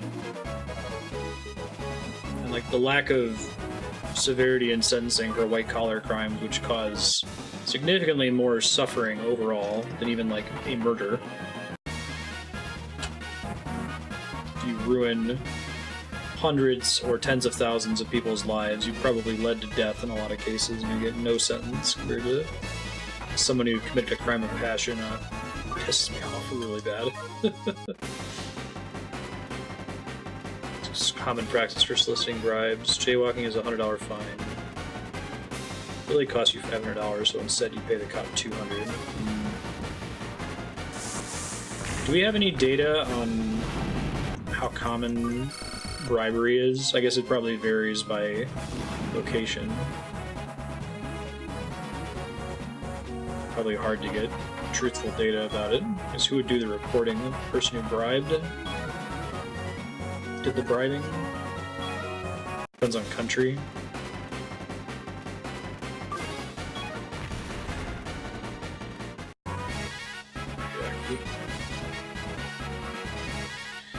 Yeah, it's one of those things. That's a why don't they just problem. Although the answer why they don't just makes perfect sense. People that are in there have benefited from it, so why would they take any steps to remove something that put them in power? We have good data on corruption costs in Africa and Asia.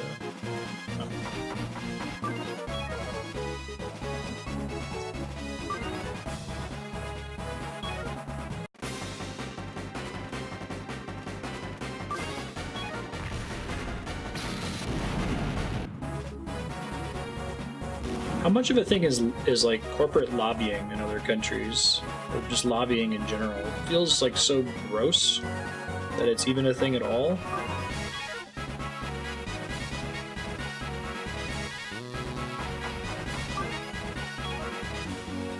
I mean, Andrea goes to Washington once a year to lobby for energy physics, but that never involves money, lunches, contributions. It's just sitting down with representatives and staffers and saying, here is our rational argument for why you should do these things, and here are our facts and figures.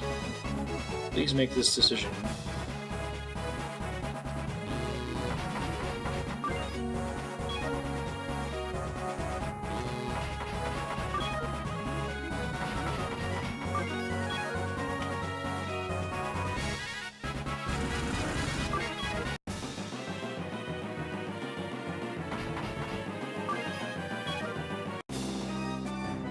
Yeah, right? Here's a presentation that I put together. Here's the data. This is the net good that comes to your district from funding high energy physics. Given that it's a win-win for everybody, you should fund it again. Revision of data.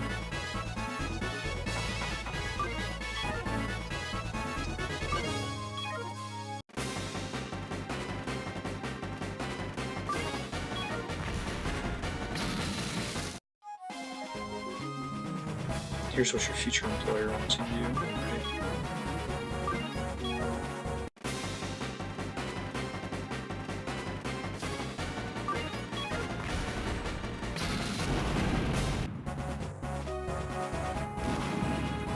Even if you could, like, magically just say it's illegal for anyone to give money to a politician in any respect, which obviously wouldn't work. You have to be able to do some fundraising to pay your staffers and stuff.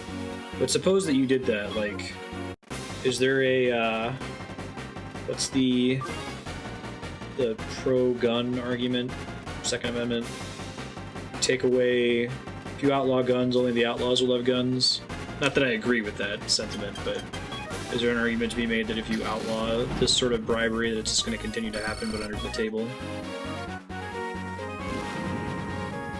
I guess maybe well, it's just going to keep happening under the table is only a good argument if when people actually get caught, they suffer no consequences, which currently appears to be the situation.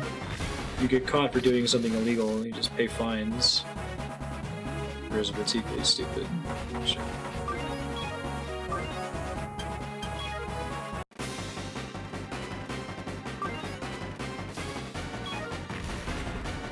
Oh, wouldn't that be great? Corporate consequences. Ooh. Got a bit of a chill from even just thinking about it.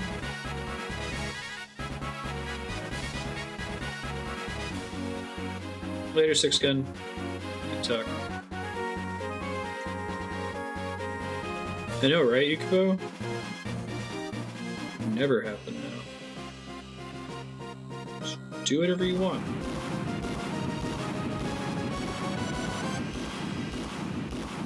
Yeah, if you outlaw murder, only criminals will murder. What?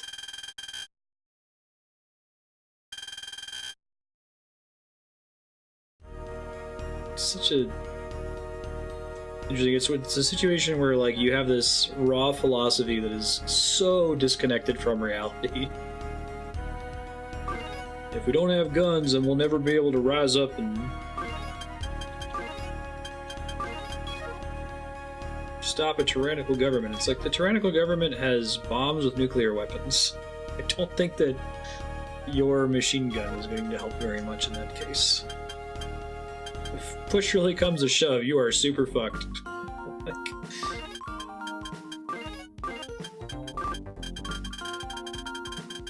AK-47 or not, you have much bigger problems. Hey, no new things. Fantastic.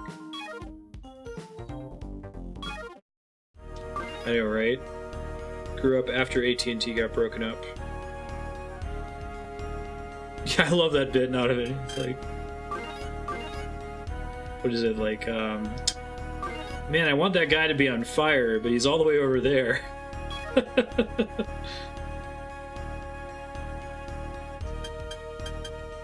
Fuck, did we have to go up against the army? Yeah. I have a bad day. Whoa! Cool little art there. Also cool, unique terrain battlefield. And the airport secured. Get to the chopper! Whoa.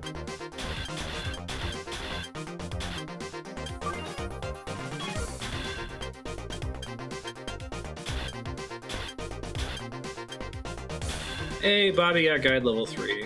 What a treat.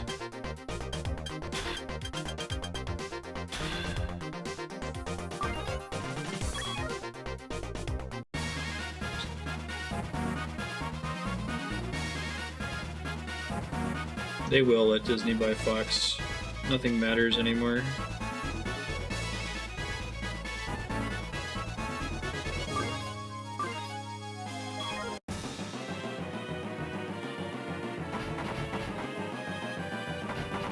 Yeah, right, this name. People who want guns in case of a tyrannical government are fine with a tyrannical government as long as they're on their side.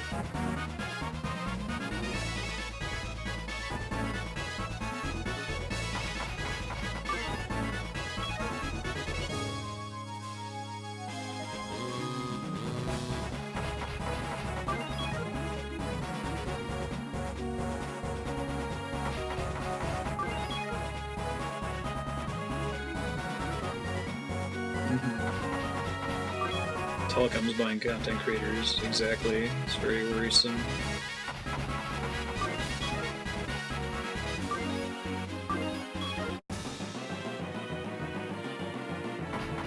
It seems to me like the nature of the political discourse seems to be moving more and more towards should nothing matter or should things matter. You know, right? Maybe that's an unfair, childish characterization of the situation, but that's kind of how I see the two sides.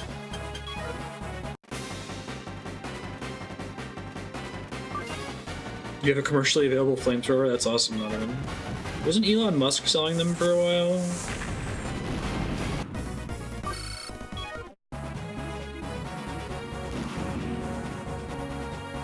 It's a very nihilistic perspective.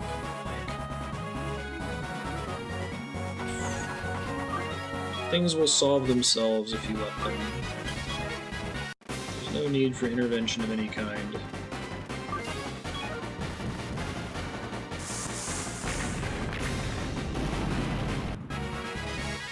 They're for brush clearing. Yeah. It sounds like it's a fun idea though, Nodovan. For at least a little while.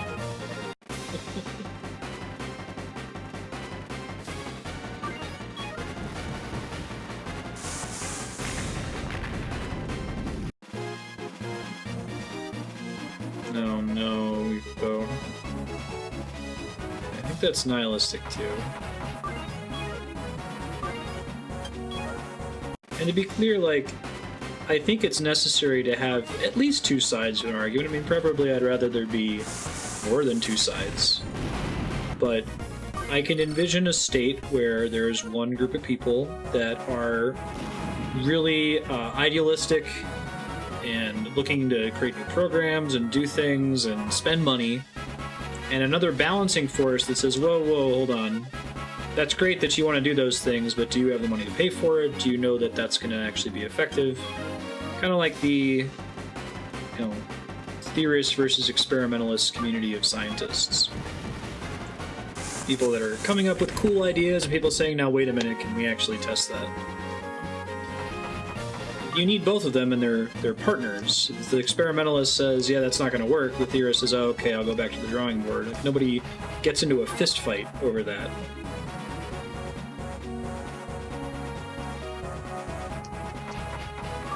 Instead, I feel like we have this team of people that say, never do anything ever. It is never, ever, ever a good idea. I will sign a pledge to commit to never doing anything ever. Because doing things is theft, blah, blah, blah. I can get close enough. It's okay. So I'll move them to where they are. Measured skepticism.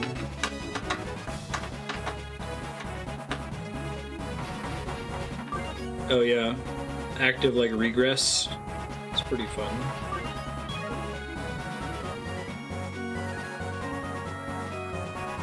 You did use them for brush clearing, Leon?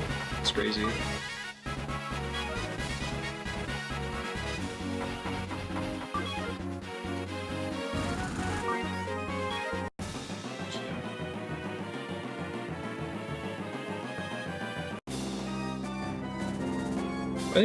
I think people should be asking, is this really effective? Like, as long as we can agree from the get-go that, hey, clean air is should be a common objective of all humans. That said, what's the best way to do it? Person A, I have a really great, grandiose idea. Look at how great it is. Person B, I don't know. That sounds like that would be really expensive, and here's my research to suggest why I don't think it would be as effective as you think it would be. Person A, oh, okay, well, what's your idea? Person B, well, a more pragmatic da da da da da, you know, even just talking about it in the hypothetical. And we've got a few more missions, sir. We started on mission 25. I think it goes up to mission 31, and a mission's about 30 minutes, so we'll come pretty close to the end before we switch.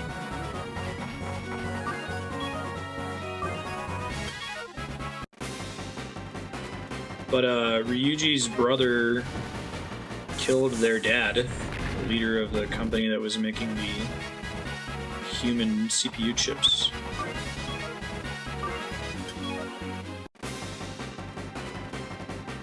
I'm in the final stretch. I'm in the missions where I'm past the point of no return, story-wise.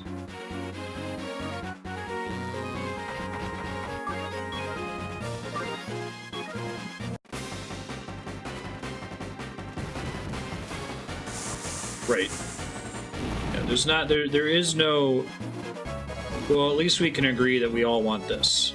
You know, healthcare. We can't even say, at least we can agree that no one should have to die because they can't afford healthcare. That would be great to at least open with that. But we can't even, like, talk about first principles. And we actually say, no, some people deserve to die. And you're like, are you serious? You really... I'm not misquoting you. Like, no, I really think that. Some people should just die.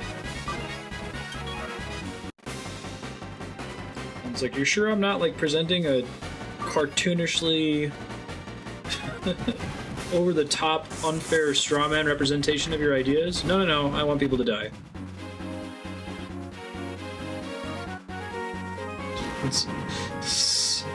Some who die deserve life. Who are you, Frodo?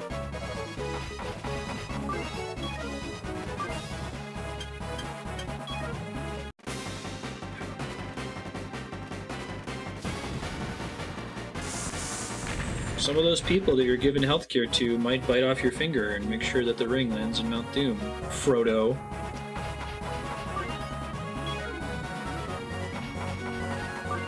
Isn't that shit? I seem to remember that's an invention of PJ, isn't it? I don't think that specific line is in the books. Maybe Gandalf gives similar caution to Frodo. It is straight out of the books. Gotcha.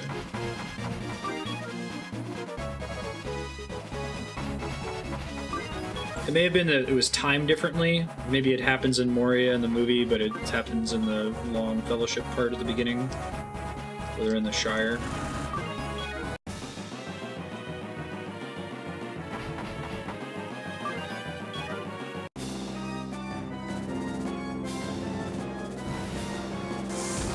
Special song I work with, I'm probably identified as a libertarian centrist. Pretty conservative convictions, from what I can tell.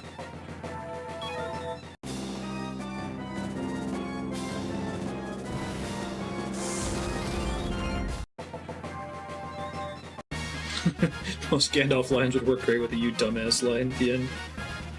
Ah. You want healthcare, just get a job. Wow.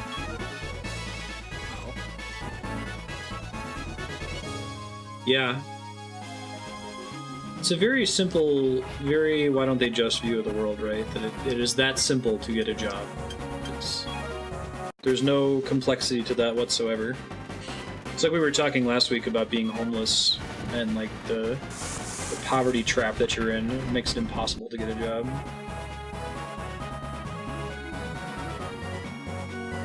Yeah. I need to watch the new season of Always Sunny in Out-of-Him. I really like the last couple.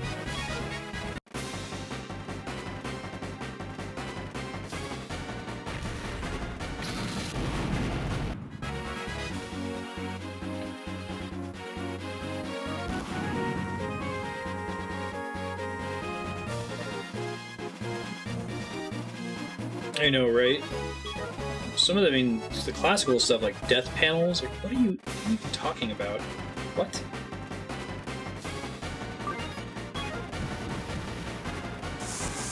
It's as comical to me, and again, we won't dive deep into it. Like last week, abortion came up, and I was like, I can see why people have different opinions about abortion, but it is a comical opinion to suggest that any sane person on this earth actively wants abortion to happen. Like, someone is going out and getting pregnant on purpose so that they can go get an abortion because it's such a wonderful experience for all involved. But there is a pretty sizable portion of the country in the US that presents people as like these snidely whiplash mustache twirling, I really just want to kill babies. Like, it's that lack of imagination that scares me, I think, more than anything. I can do with, you know, making poor decisions and not thinking things through and being emotional, but like just not being able to imagine what it might be like to be somebody else and be in their shoes is the scary thing. Being able to imagine it and say, okay, well, I can see why you would do that, but I still don't think it's okay. I still think that, you know, sanctity of life, blah, blah, blah, blah, blah. Having that discussion is fine.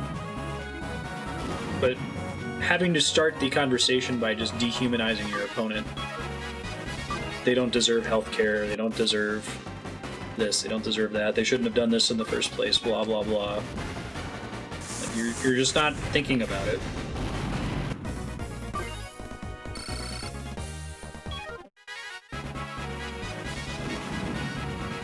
They already have death metals, they're called insurance companies.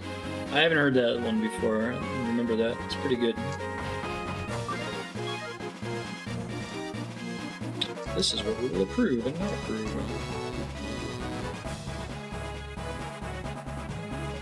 Yeah, if your solution is just have wide swaths of people spontaneously begin behaving differently, you don't have a solution. There's a Saw movie about that.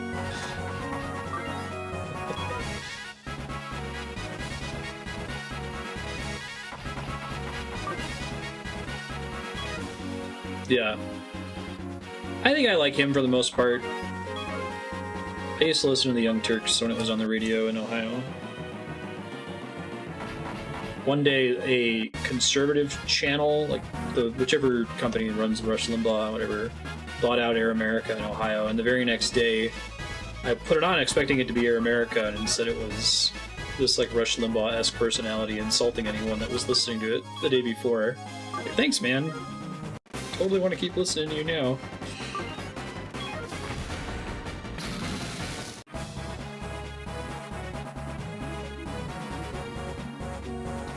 I feel like it's got to be really bad to be a rational conservative, you know, someone with the same sort of ideals from like the last 100 years, and this is your only option. If you don't like where the Democrats are taking things in the US, then the only person you can side with are these fucking crazy people. Crazy nihilists.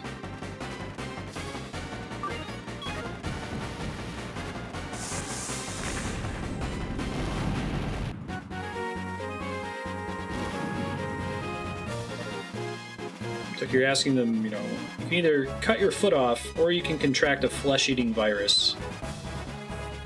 So I really don't want to cut my foot off and probably live for a while with the flesh-eating virus. It's almost like there shouldn't just be two parties. I know, right? Crazy idea. Fortunately, that seems like that's a math issue.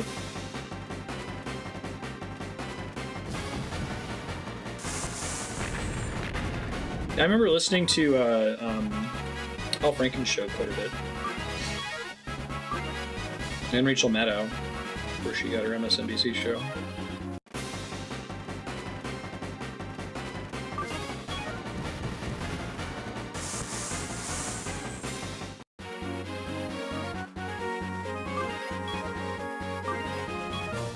Dude, we just need a convention. We need a fucking do-over. I can think of 10 or more just fundamental things at the constitutional level. But unfortunately, you need so many people to participate in that. I don't know if it would happen.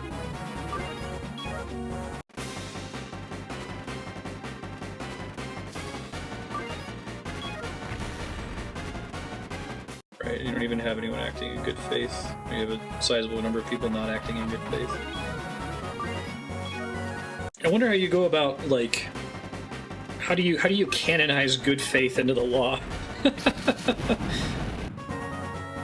It turns out so much of society is based on the flimsy social agreement to, you know, just behave like a normal human being that considers things to matter.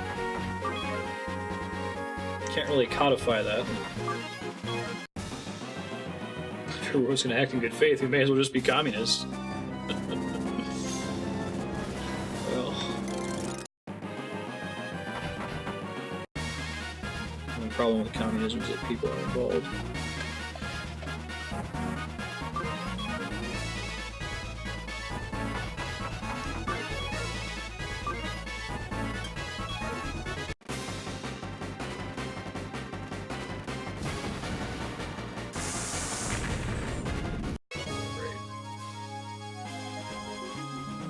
Is there any evidence to suggest that just a conservative philosophy is more likely to galvanize and a liberal philosophy is more likely to, like, break up into little discrete competing ideas?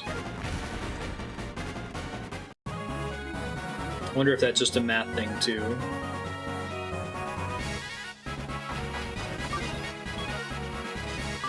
We have a lot of examples.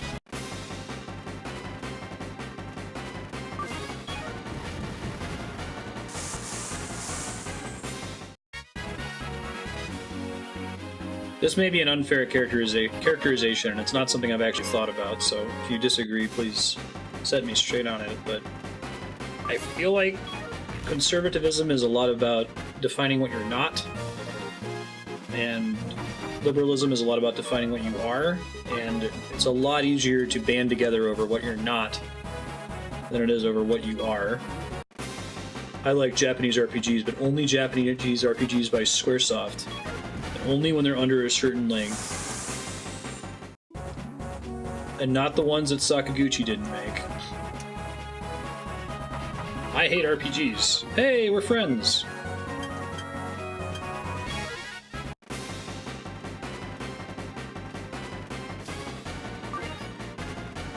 Commend how you interpret big versus small government.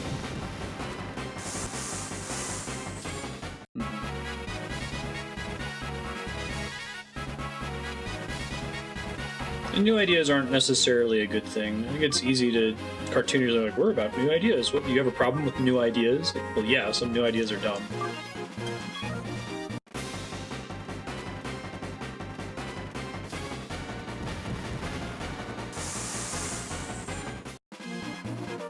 Oh, I love that legislation. What a cool idea. What was it, like, if you don't pay your employees enough, so they're forced to seek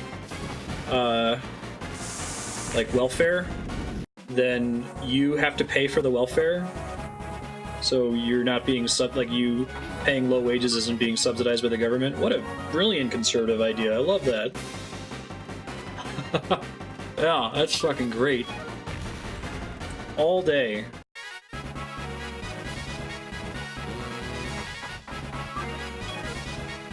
What is the conservative opposition to that? I don't like it because Bernie said it. Maybe it's because the modern conservative is more of a corporatist. At least when it comes to the people who are actually in power, maybe not the philosophical at-home conservatives. Oh, the opposition is that it's regulation. Huh.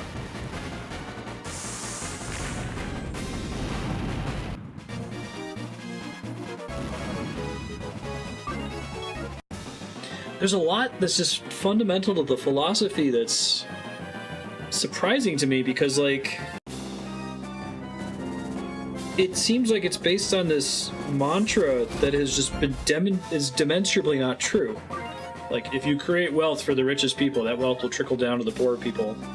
That's just demonstrably not true. It's not even a question of, you know, what do we value? It's just a mistake. It's incorrect.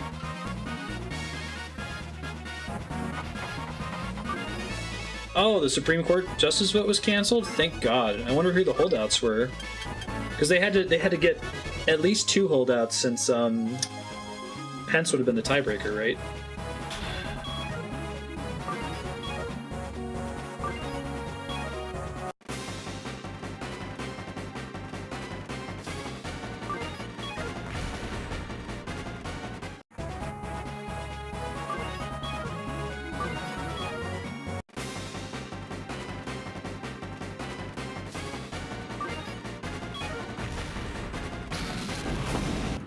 Oh boy.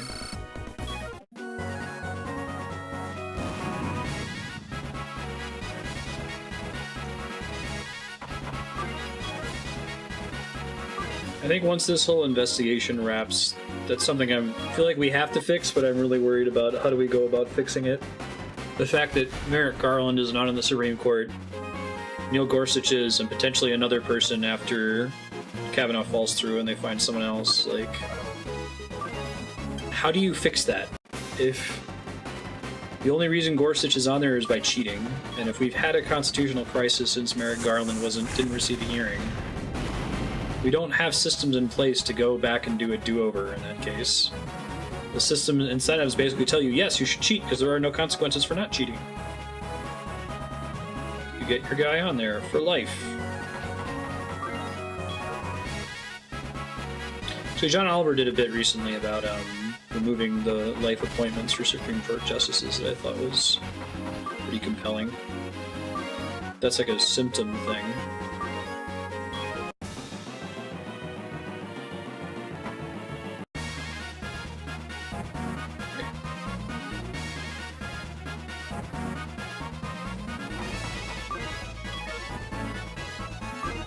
Justice stacking. It's massively increasing the size of the court. That's one.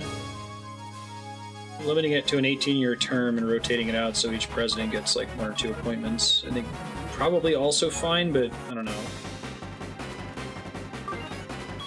It's one of those, like, I really like the idea of that the founders had, like, hey, the executive should have an important check on the judicial.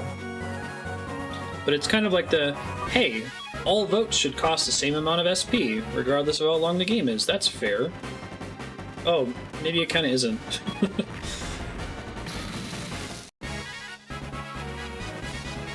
We keep the lifelong appointment, we need stacking. Gotcha. Makes sense. Any solution has to be an amendment, right? Which doesn't require a convention, which is going to be hard to get the requisite number of votes. Because a good chunk of the country, like, believes in a different set of facts from everybody else.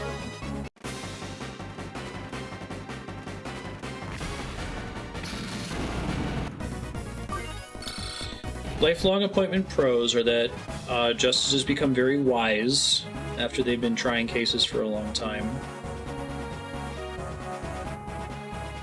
Part of the counter-argument to that is that they don't retire anymore. So you get these really, and this is stolen from John Oliver, you get these really, like, dark, morbid conversations on CNN and Fox News about how old people are and how they could die at any time.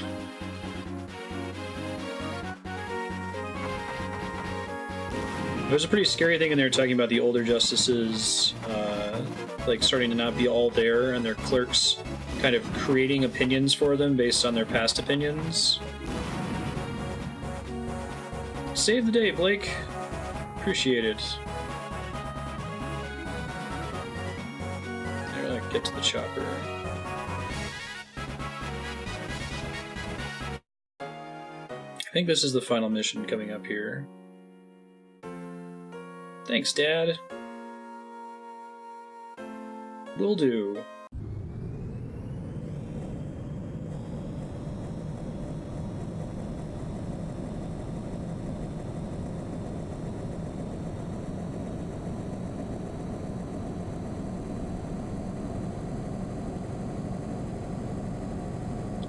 I feel like stuff like life appointments, it's like how there's an incentive in basketball and soccer to flop because there's no penalty for doing it, and you potentially get really great gains for your team if you appear to be injured when you weren't actually injured. You can't really blame the players for doing it because it's just in the system. Kind of a similar thing with lifetime appointments. It creates all this super janky, gross behavior, perverse incentives for people.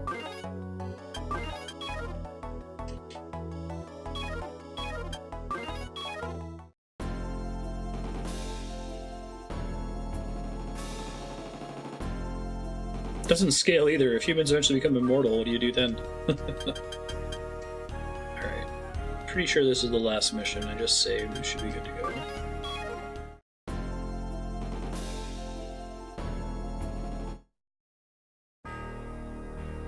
Whoa, those graphics. Reminds me of the final zone from Secret of Evermore. Ordered by the Motherland to dispose of you. Final adjustments to the doses of accelerants and mnemonic suppressants and the B device will be complete. What's the S device? We talked about it earlier. Corporation only built the prototype. Products did not meet our requirements. You have failed.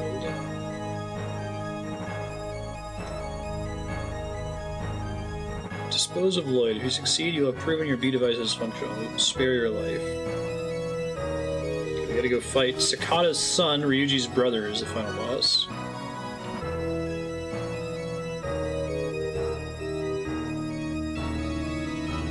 Oh no, they built a weapons facility on a nature reserve? What could be more JRPG evil than that?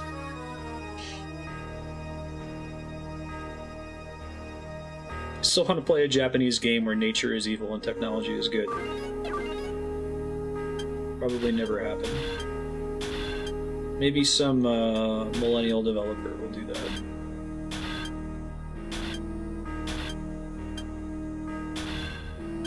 Oh, I can bring 17 people on this mission? I don't even have that many. Shit. So that's other characters I could have recruited, I assume? May as well bring everyone. I don't know. That's cool.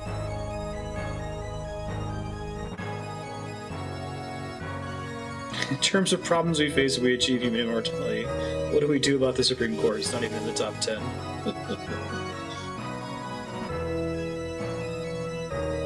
Never underestimate your football. Whoa! That cool sprite. Whoever built this place had bad taste in art.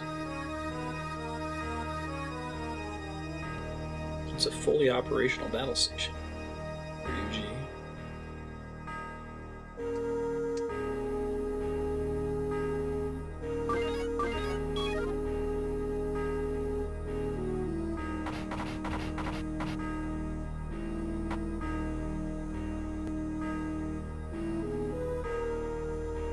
Let them keep coming to me for now, right? Playing chicken, basically.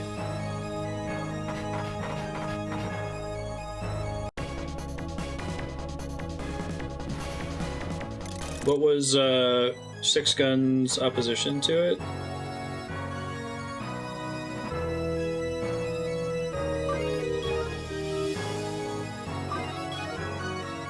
I think that was a conversation I didn't really follow.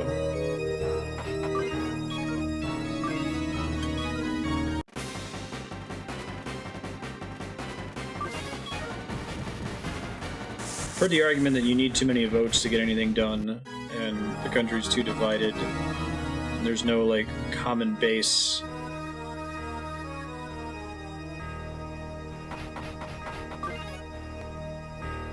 Every legislature can put forward ideas for amendments.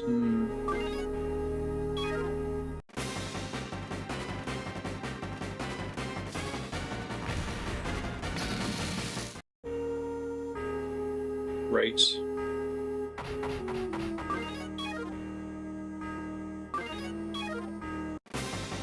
I wonder if all or nothing lawmaking is actually a good idea or not. I've heard arguments for both, where, like, you don't want to let the president have a line item veto, for example.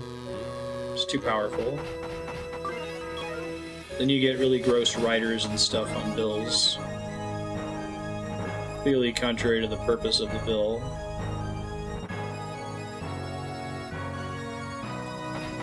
Governing is hard, turns out. I'm gonna try to keep him as far to the back as I can here.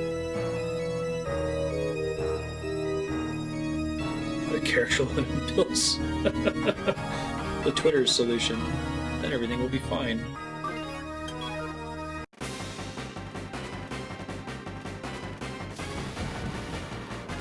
Quick fix is not going to allow 20 different writers. Yeah. How do you do that? Like, does that mean that someone has to be the arbiter of what is and is relevant to the original purpose of the bill?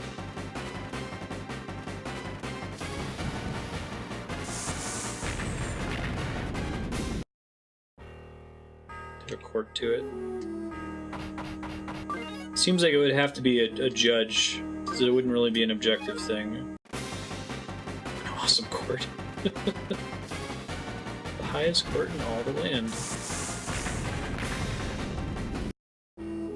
That sounds great. I feel like the judicial branch is generally the branch that functions the most well because despite all of the other bullcrap that's going on right now. In terms of like, well, maybe that's not true. Maybe it's just indicative of how badly everything else is functioning that I say that, rather than representing how great the courts are. There's a lot of really bad miscarriages of justice happening at like a trial level.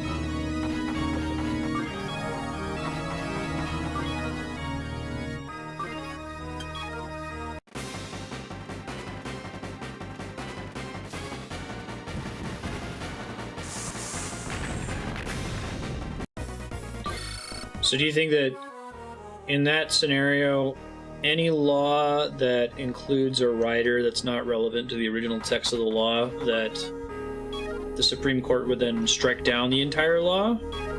So that's where I get afraid. What if the law includes very good thing and has $50 billion very bad thing? And because it was written that way, now the very good thing no longer exists. Right, not retroactive, but even for, like, suppose that they still try to get away with it, as happens right now. Like, legislatures pass clearly unconstitutional things all the time because there's no penalty for doing so.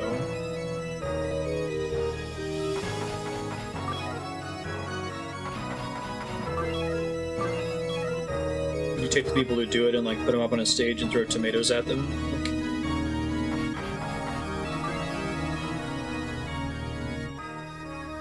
yeah, make the judgment wherever you want to add a thing. Right, because you could do that, but like then you basically need to make a new court that has the bandwidth to support the legislature in that way. Public executions work well as a deterrent.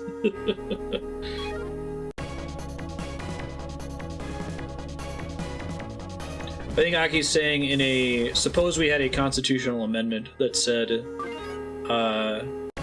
it is illegal to create a law that includes any sort of irrelevant rider. I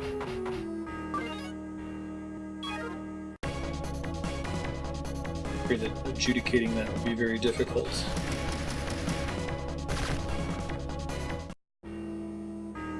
Oh, Molly, you suck so bad. It's honestly comical how bad she sucks.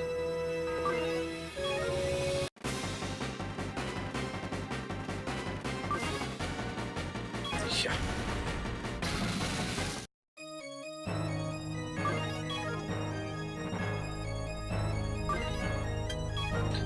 I wonder if we have any examples of world governments that have personal consequences for mistakes made by members of the legislature.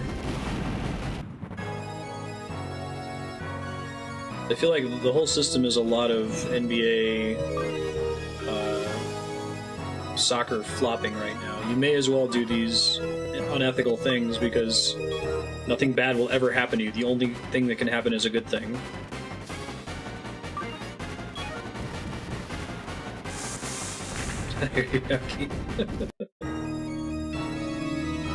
Are they going to exploit it?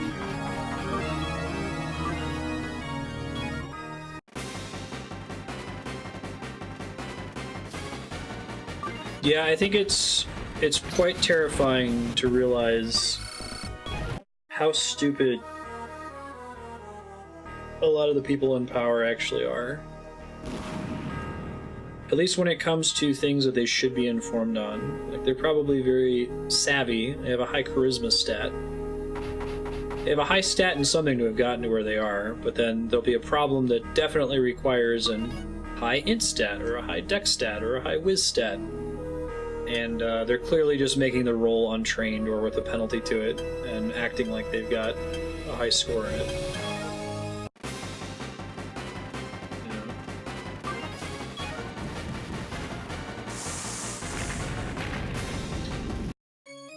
I get uneasy in these conversations. I really want to avoid the, you know, I am very smart. It seems so easy to be like, man, smokes weed. People in government are so stupid. like, how do you talk about? No, there actually is kind of a stupidity problem.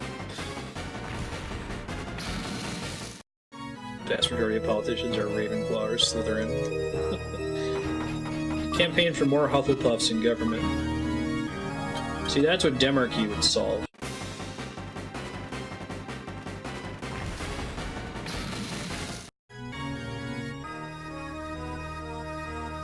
And I've heard people say that, like, choosing to be a politician kind of sort of requires that you at least be a little bit of a scumbag.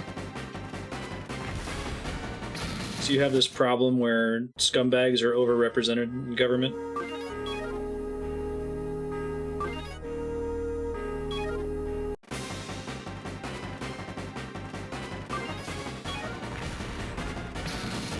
Right.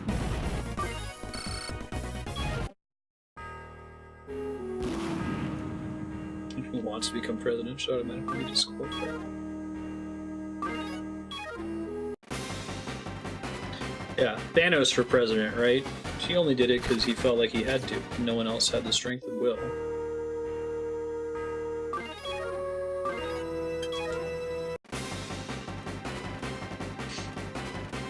You see humility as a weakness.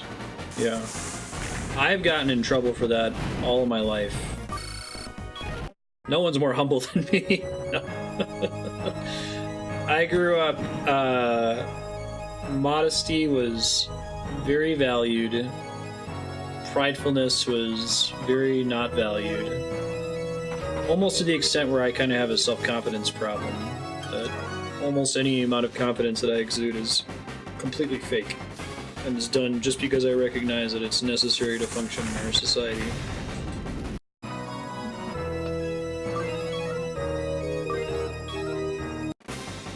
You wouldn't believe how humble I am. Right. Motherfucker actually said that, didn't he? Ugh. I want to die.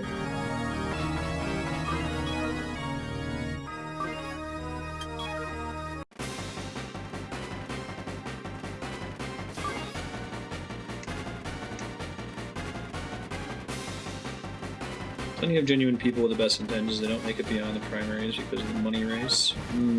Okay. So, sorry, probably has a robocall. Real quick.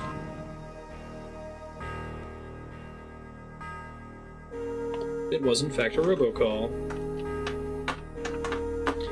Ooh. So anyone who's willing to win a race is a scumbag, Aki. Yeah? I'm much more humble than you would understand. Oh my god. I gotta keep asking, I gotta keep pinching myself. Is this real life? This can't be real life, right? There's a great SNL bit right after the Lester Holt interview where he says something, he like turns to the camera and he's like, is that it? Did we get him? Is it over? Oh wait, no, that's right, nothing matters anymore.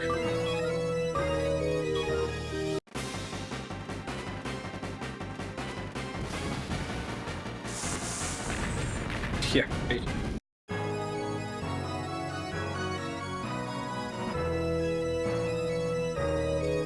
right. Right. Any attempt to admit that it's too complicated to simply solve just comes across as weak. How can I trust in you? The other guy says you can just fix it in a week. Fortunately, I don't think that's true of all humans. I don't know, if I... Like, for example, I went to PAX and we went to the keynote speaker, which was... I forget his name, this Greek guy. It's the guy who's the director of WoW right now. He came across as really humble. He was describing some of the problems of trying to balance an MMO, how difficult it is. And listening to him talk, I found that I really respected this guy, even though I'm not really playing WoW and don't know what's going on with the game lately. And then I recently saw an AMA by the same guy on Reddit, and people on Reddit were just fucking laying into this poor dude, just treating him like garbage, who hated them. And it made me sad. There's no basic assumption that this is a person who likes video games and likes World of Warcraft and wants to make it the best possible game. Clearly he's out there to just make money and ruin everyone's time.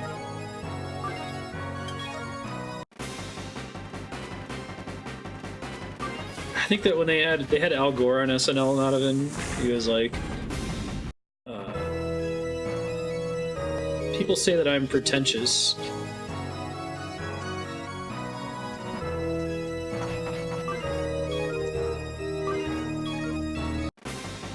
What was it? I remember.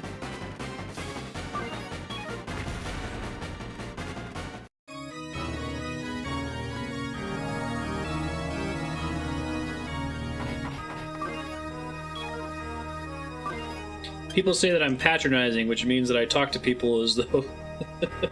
Right. Good joke.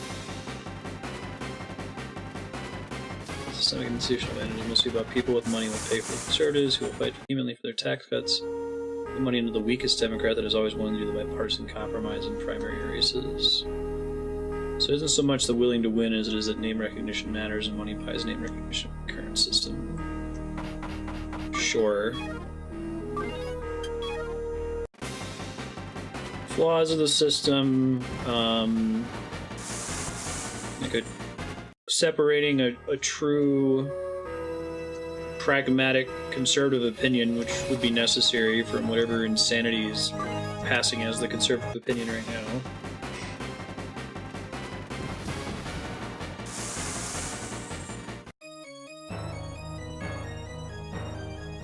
Right. Corruption is like a mathematical certainty in the system that we've laid out, where money is necessary to proceed.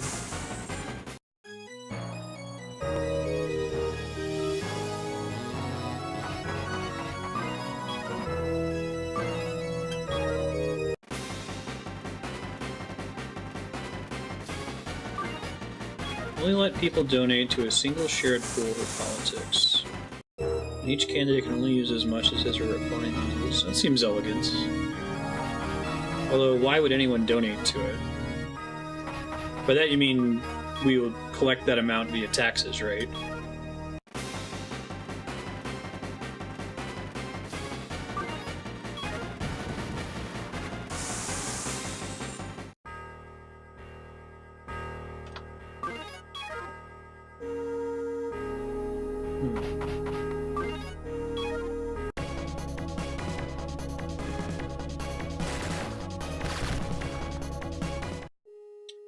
I like the idea in principle. I'm trying to find out what's wrong with it.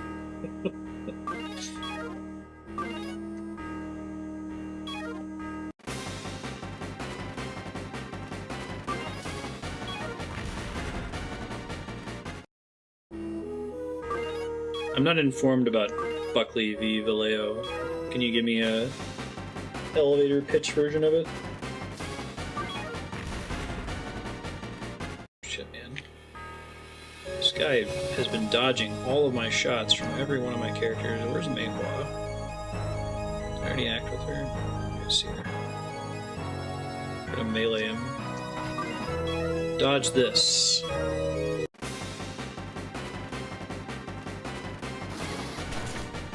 But how is that different from Citizens United?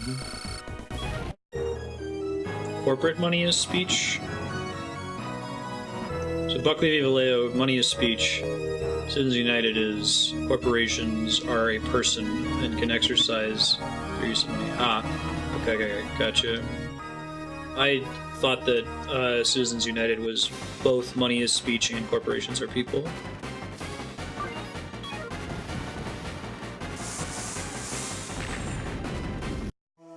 He's got a cool neck.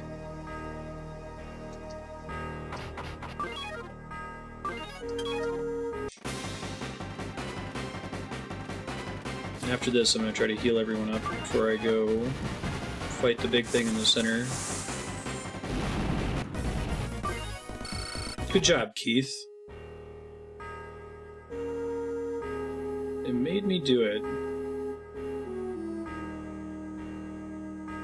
Who is they? The Zaftrans? They forced me to create the B device. They needed the income to rebuild their broken nation.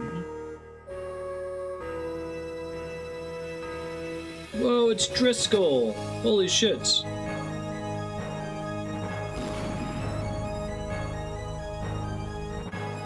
Time to die. What does the name mean? 999 HP.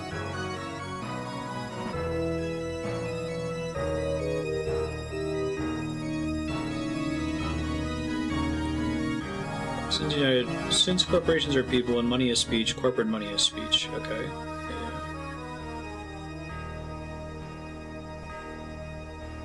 Such an interesting ruling. I get that a corporation is a group of people, but it behaves so differently than a person in most other respects, right? Like, it behaves almost as an organism, independent of the decisions of any of its members.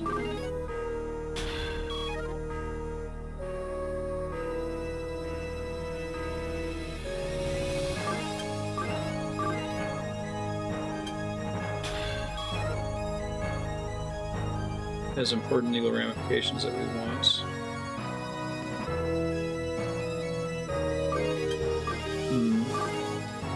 Can we... I feel like... Are we capable of a finer definition? A corporation is the board of directors. You know, it's probably better than a corporation is the CEO, so that there's some level of personal accountability.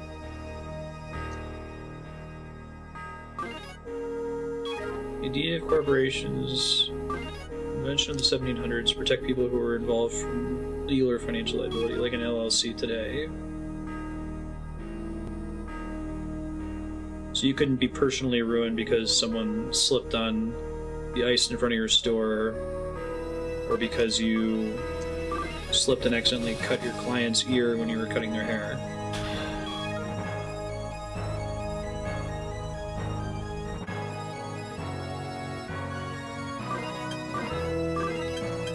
The point is to keep the CEO from being personally responsible. See, I can see the purpose of that when I think about my sister Robin. Like, she's a cosmetologist. Her business is an LLC. If she ever makes a mistake and injures a client, she will not be ruined for life because of it, because of her LLC. But it's harder for me to grasp when we start talking about these enormous organizations that are practically miniature governments in their own right, that can commit crimes that damage thousands or tens of thousands or hundreds of thousands or millions of people.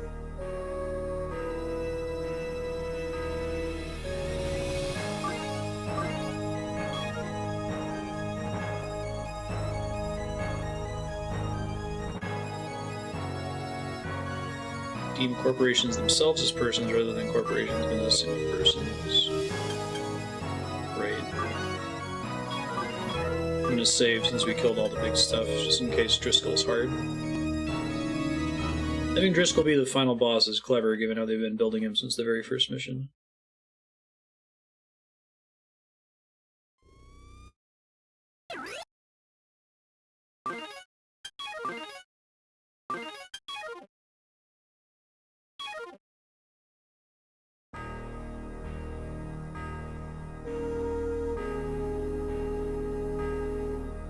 Make sure everybody's topped off before we go in for the final push here.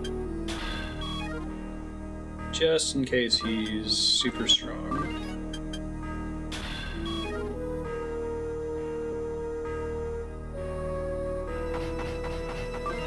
Start moving people up a bit, I guess.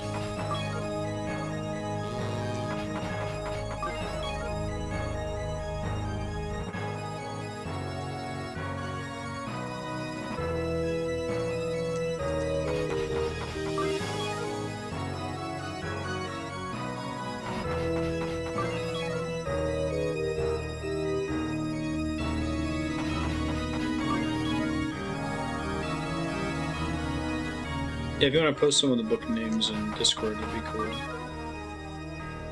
So Seems like it's difficult to sum up. So, can the problem be characterized as similar to the Second Amendment problem, where, like, this was put into place when the amount of firepower was this, and now the amount of firepower is this, and that couldn't have been foreseen by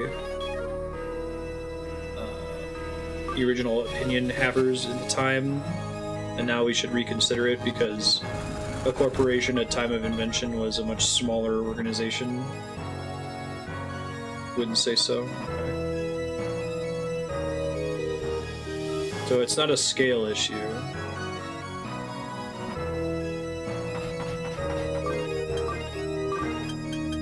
At least the scale of it isn't necessarily as big a part of the problem.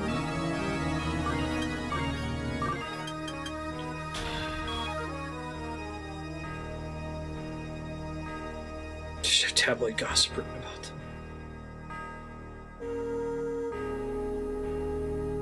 Precedent was set when corporations are already largely influencing policy.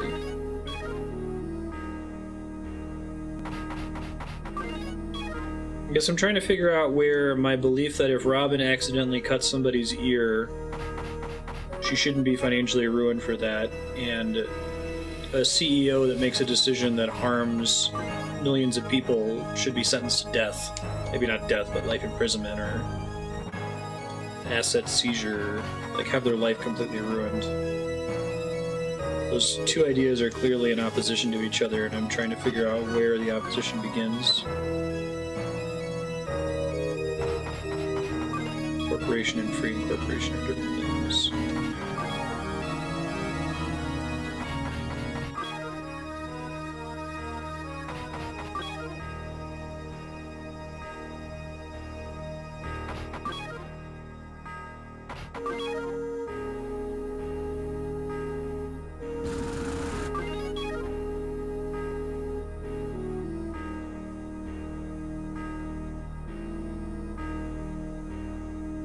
I get them as close as possible to attack.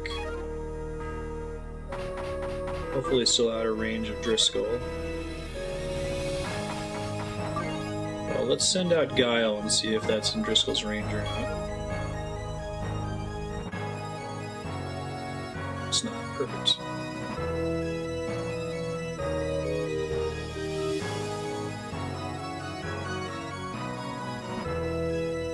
You can get in range to attack after that.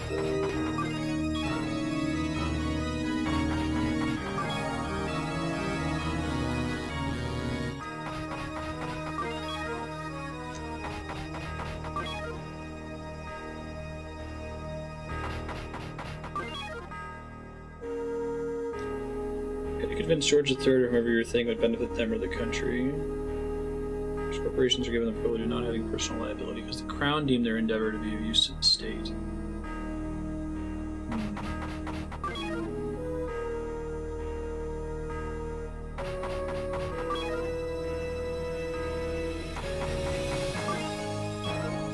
think I'm going to keep Lloyd far away, because if he gets one shot, it's game over.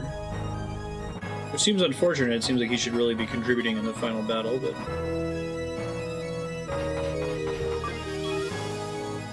U.S. adopted the principle of free incorporation, meaning you didn't have to prove a public benefit to get the privilege of incorporation.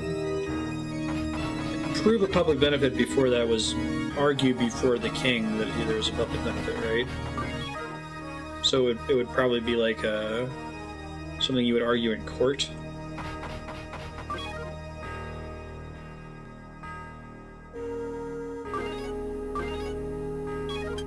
Quick save one more time. Well, actually, let me not overwrite my last quick save in case this is a losing game state to be this close to him. Now I'll quick save.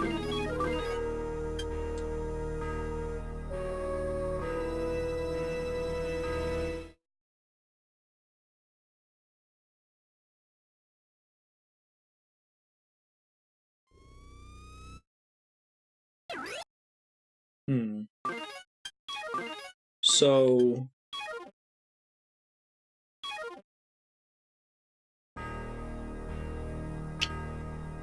if you still had to prove a public benefit then we can argue pretty can make a pretty persuasive argument that we wouldn't have had all the economic growth that the US had in the 1800s and 1900s. I assume that other nations followed suit and allowed people to incorporate freely without having to prove public benefit, because it was shown to be so effective in the US.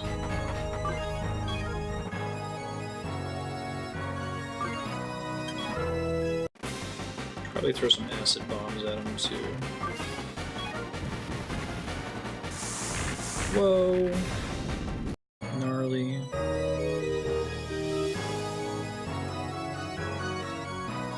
It's me. I must thank you. After you defeated me, I became the first S device.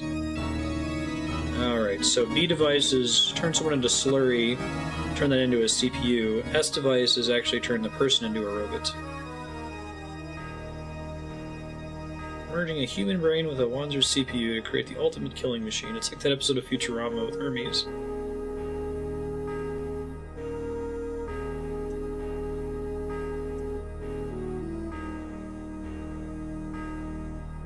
How many lives is this worth?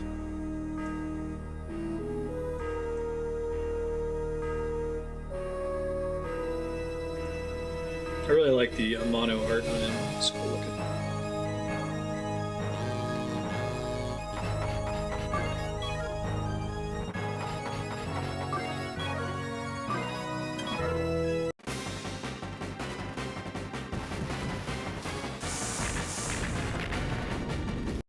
US led the way in free incorporating has proved to be so effective. The US is also relatively and extremely generous with its bankruptcy law, again a facilitator for growth other nations have adopted since. In other words, if you fuck up really badly and you have to file for bankruptcy, you're not permanently ruined, you can continue existing as an entity. So if you take a big risk and it falls through, you pay some penalty, but no, that prevents you from taking another risk ever again.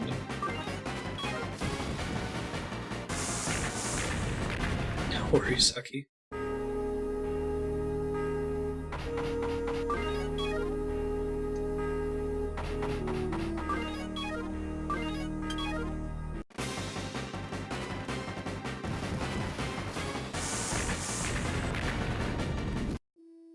Like his cool xenomorph head, too.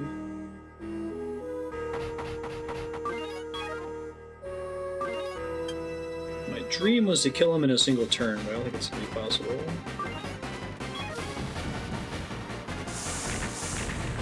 You know, my parents filed for bankruptcy. It was actually part of the reason I couldn't go to college. Because the bankruptcy led to their wages being garnished.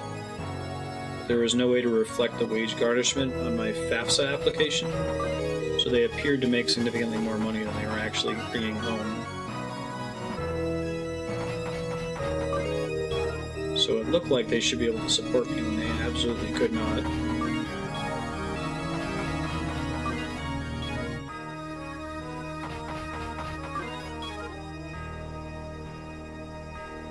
Thanks, Sixgun. Very good talk. I don't think I can reach him for more attacks right now.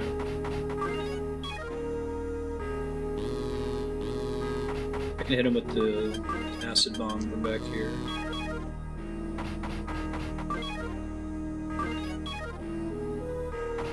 Hopefully he doesn't have a big AoE laser that just blows up everybody standing in front of him, right?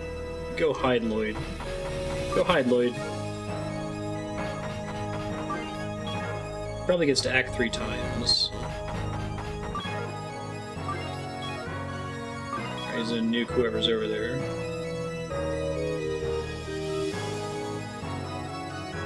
Oh, maybe he doesn't fight back at all. That's kind of cool. He's just a victory lap. Let's see why they would do that.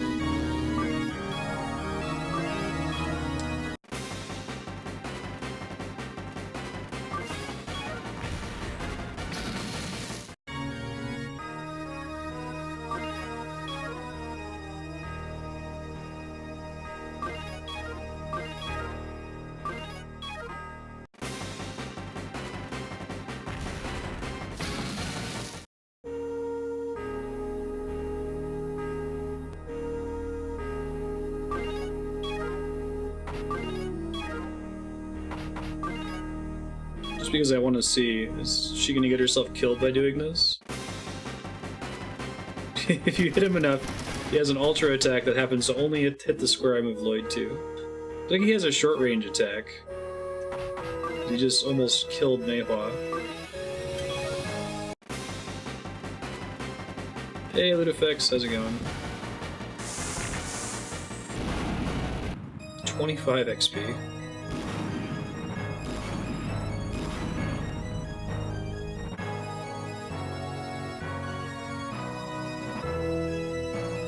Phase 2. I am immortal. You cannot hope to stop me, Lloyd.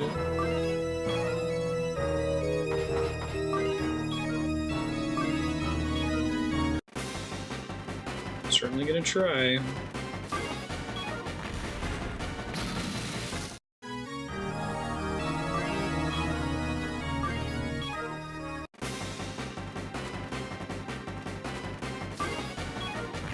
Very nice. That's where the XP is. Good job, Hans.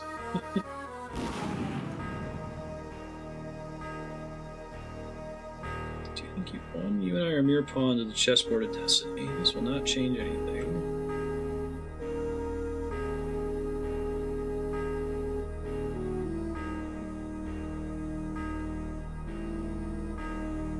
You're gonna make new robot people in the next game?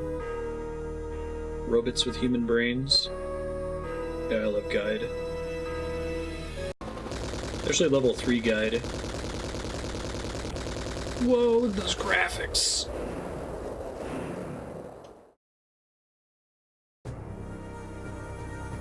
Yep. I think so. Feels like it.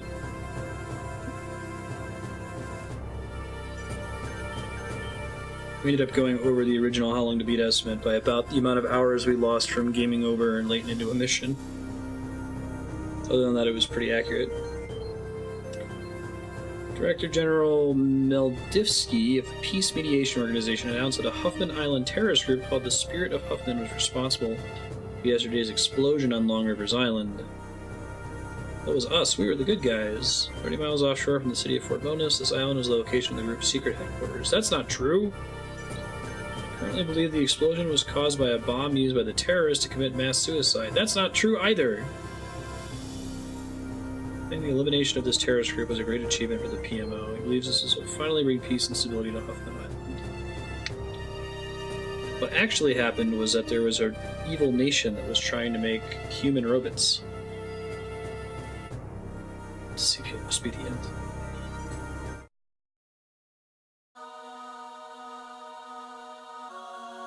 But they survived.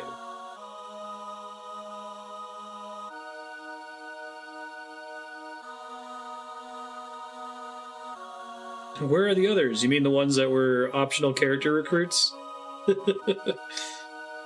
Fighting is the only thing I'm good at. I think I asked this before, I don't know if anyone actually knows. Are the later Front Mission games direct sequels to this?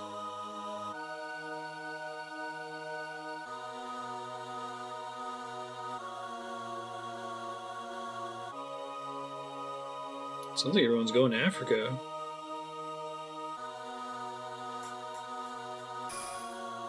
Other than me just killing to make a living right now.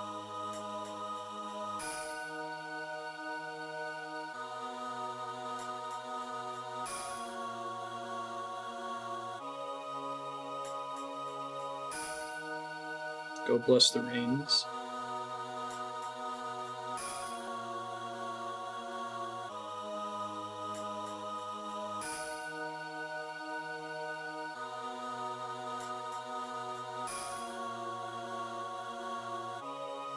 After the credits finish rolling for Front Mission, the political quarantine will be reinstated, so get your heebie-jeebies out now.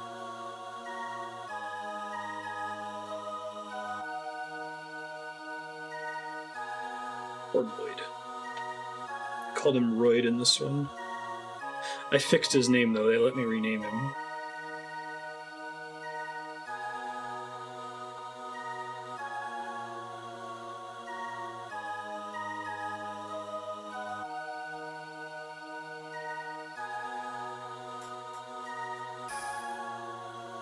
It was. You can do this sometimes.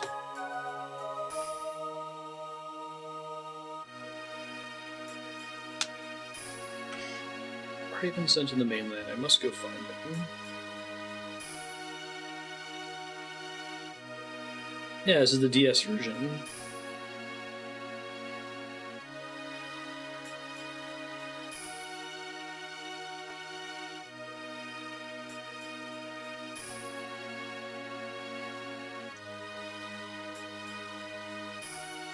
Nice. Yeah, the Famicom, Super Famicom version never got a release in the US, right? Okay, nice.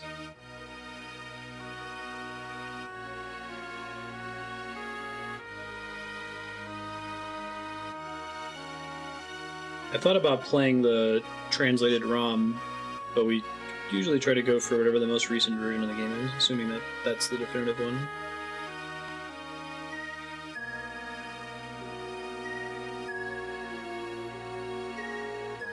It's a good one that affects.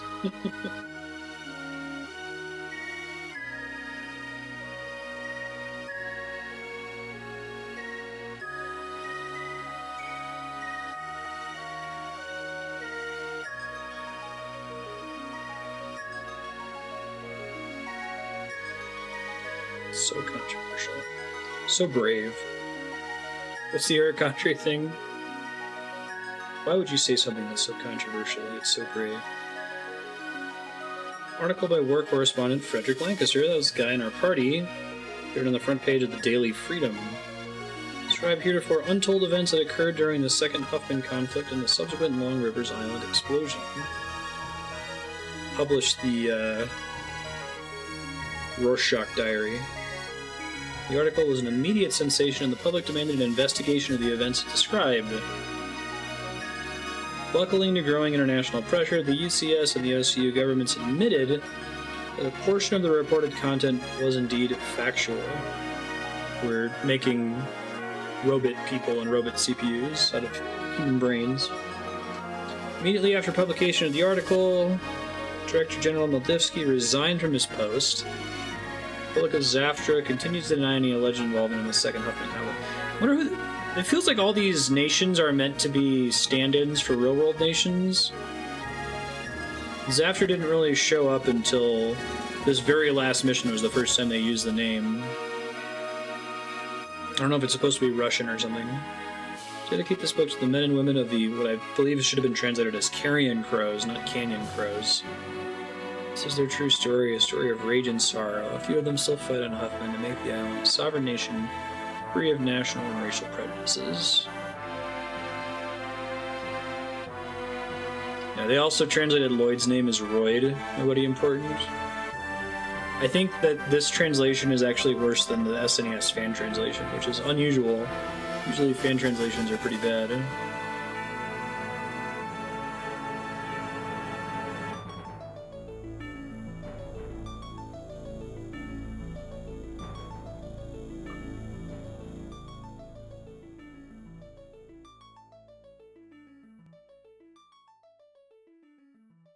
And we haven't had a front mission game in a long time, right?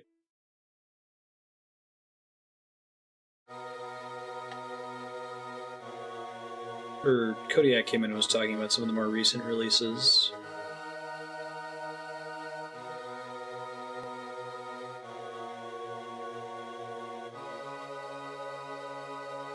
I think what were this game's contemporaries back in 1995, the tactical RPG was still a pretty fresh genre.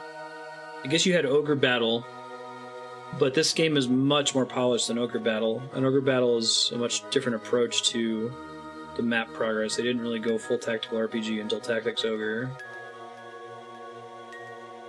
Gun Hazard? I haven't heard of it.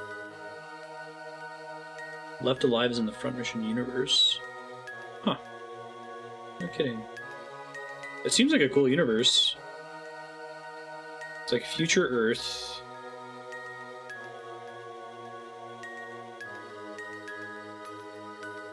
Ooh, Felsteel Arbiter's Mark is very FF Tactics Advance. That's cool.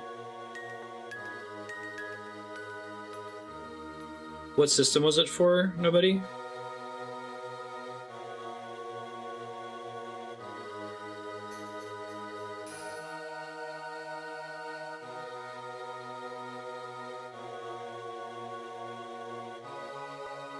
Really?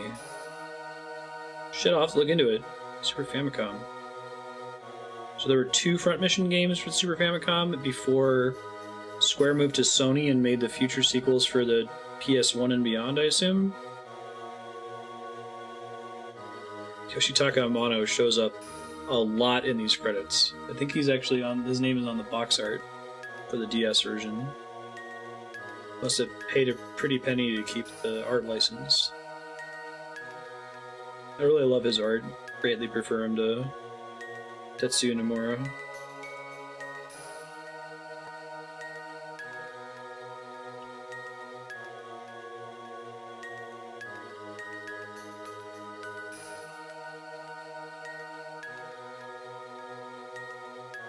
"2D side-scroller with the ability to customize your guns." Whoa. I feel like I would like that better in a side-scroller.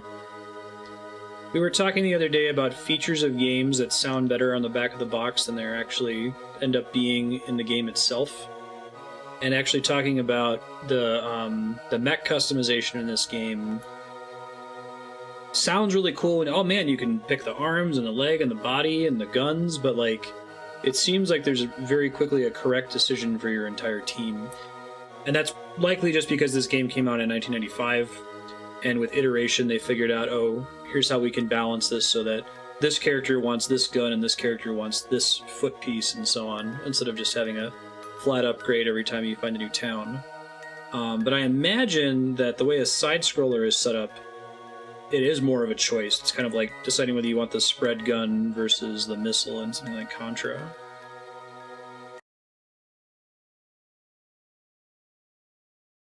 This one's missing a consequence for weight. Yeah, weight is just to stay under the weight limit and you can equip whatever you want. So the later games have weight like restricts your movement speed or something. They've got a Metal Gear Solid post-credits dialogue sequence. In Battletech, you can run the biggest, heaviest mechs ever, but they're slow and go later in the town.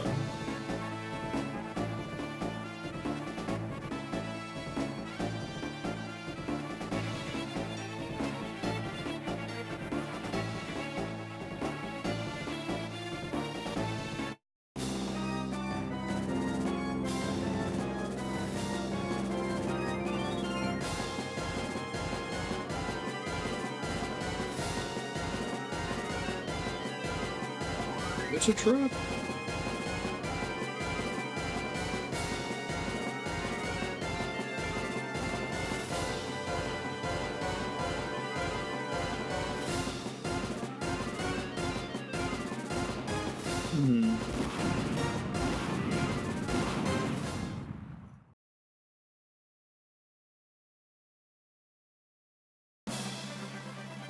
Hey, Keith's showing up. They didn't go to Africa after all.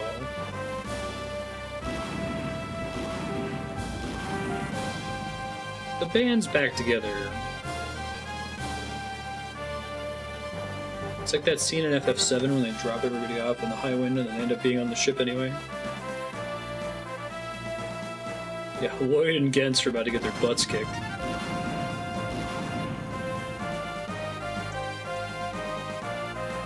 Assume this has all the characters that you successfully recruited.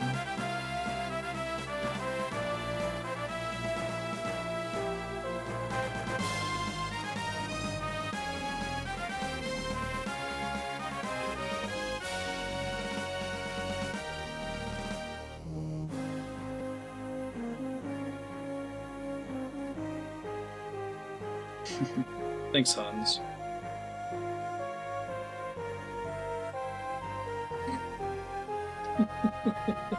Pee-wee looks like Owzer from FF6. For the longest time, I didn't know what the hell Owzer's sprite was supposed to look like until I finally saw the original Amano concept art. I thought he was like a frog.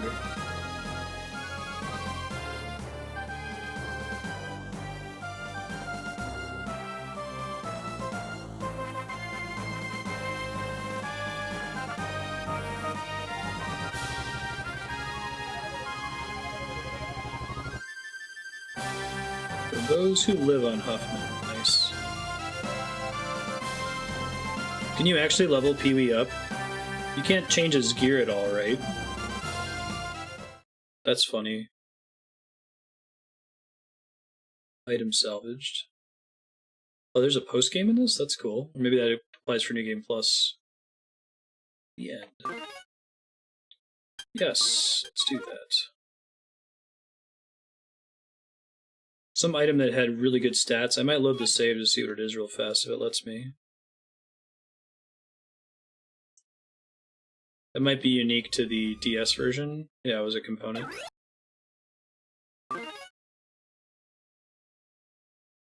Oh, there's a New Game Plus. Nice.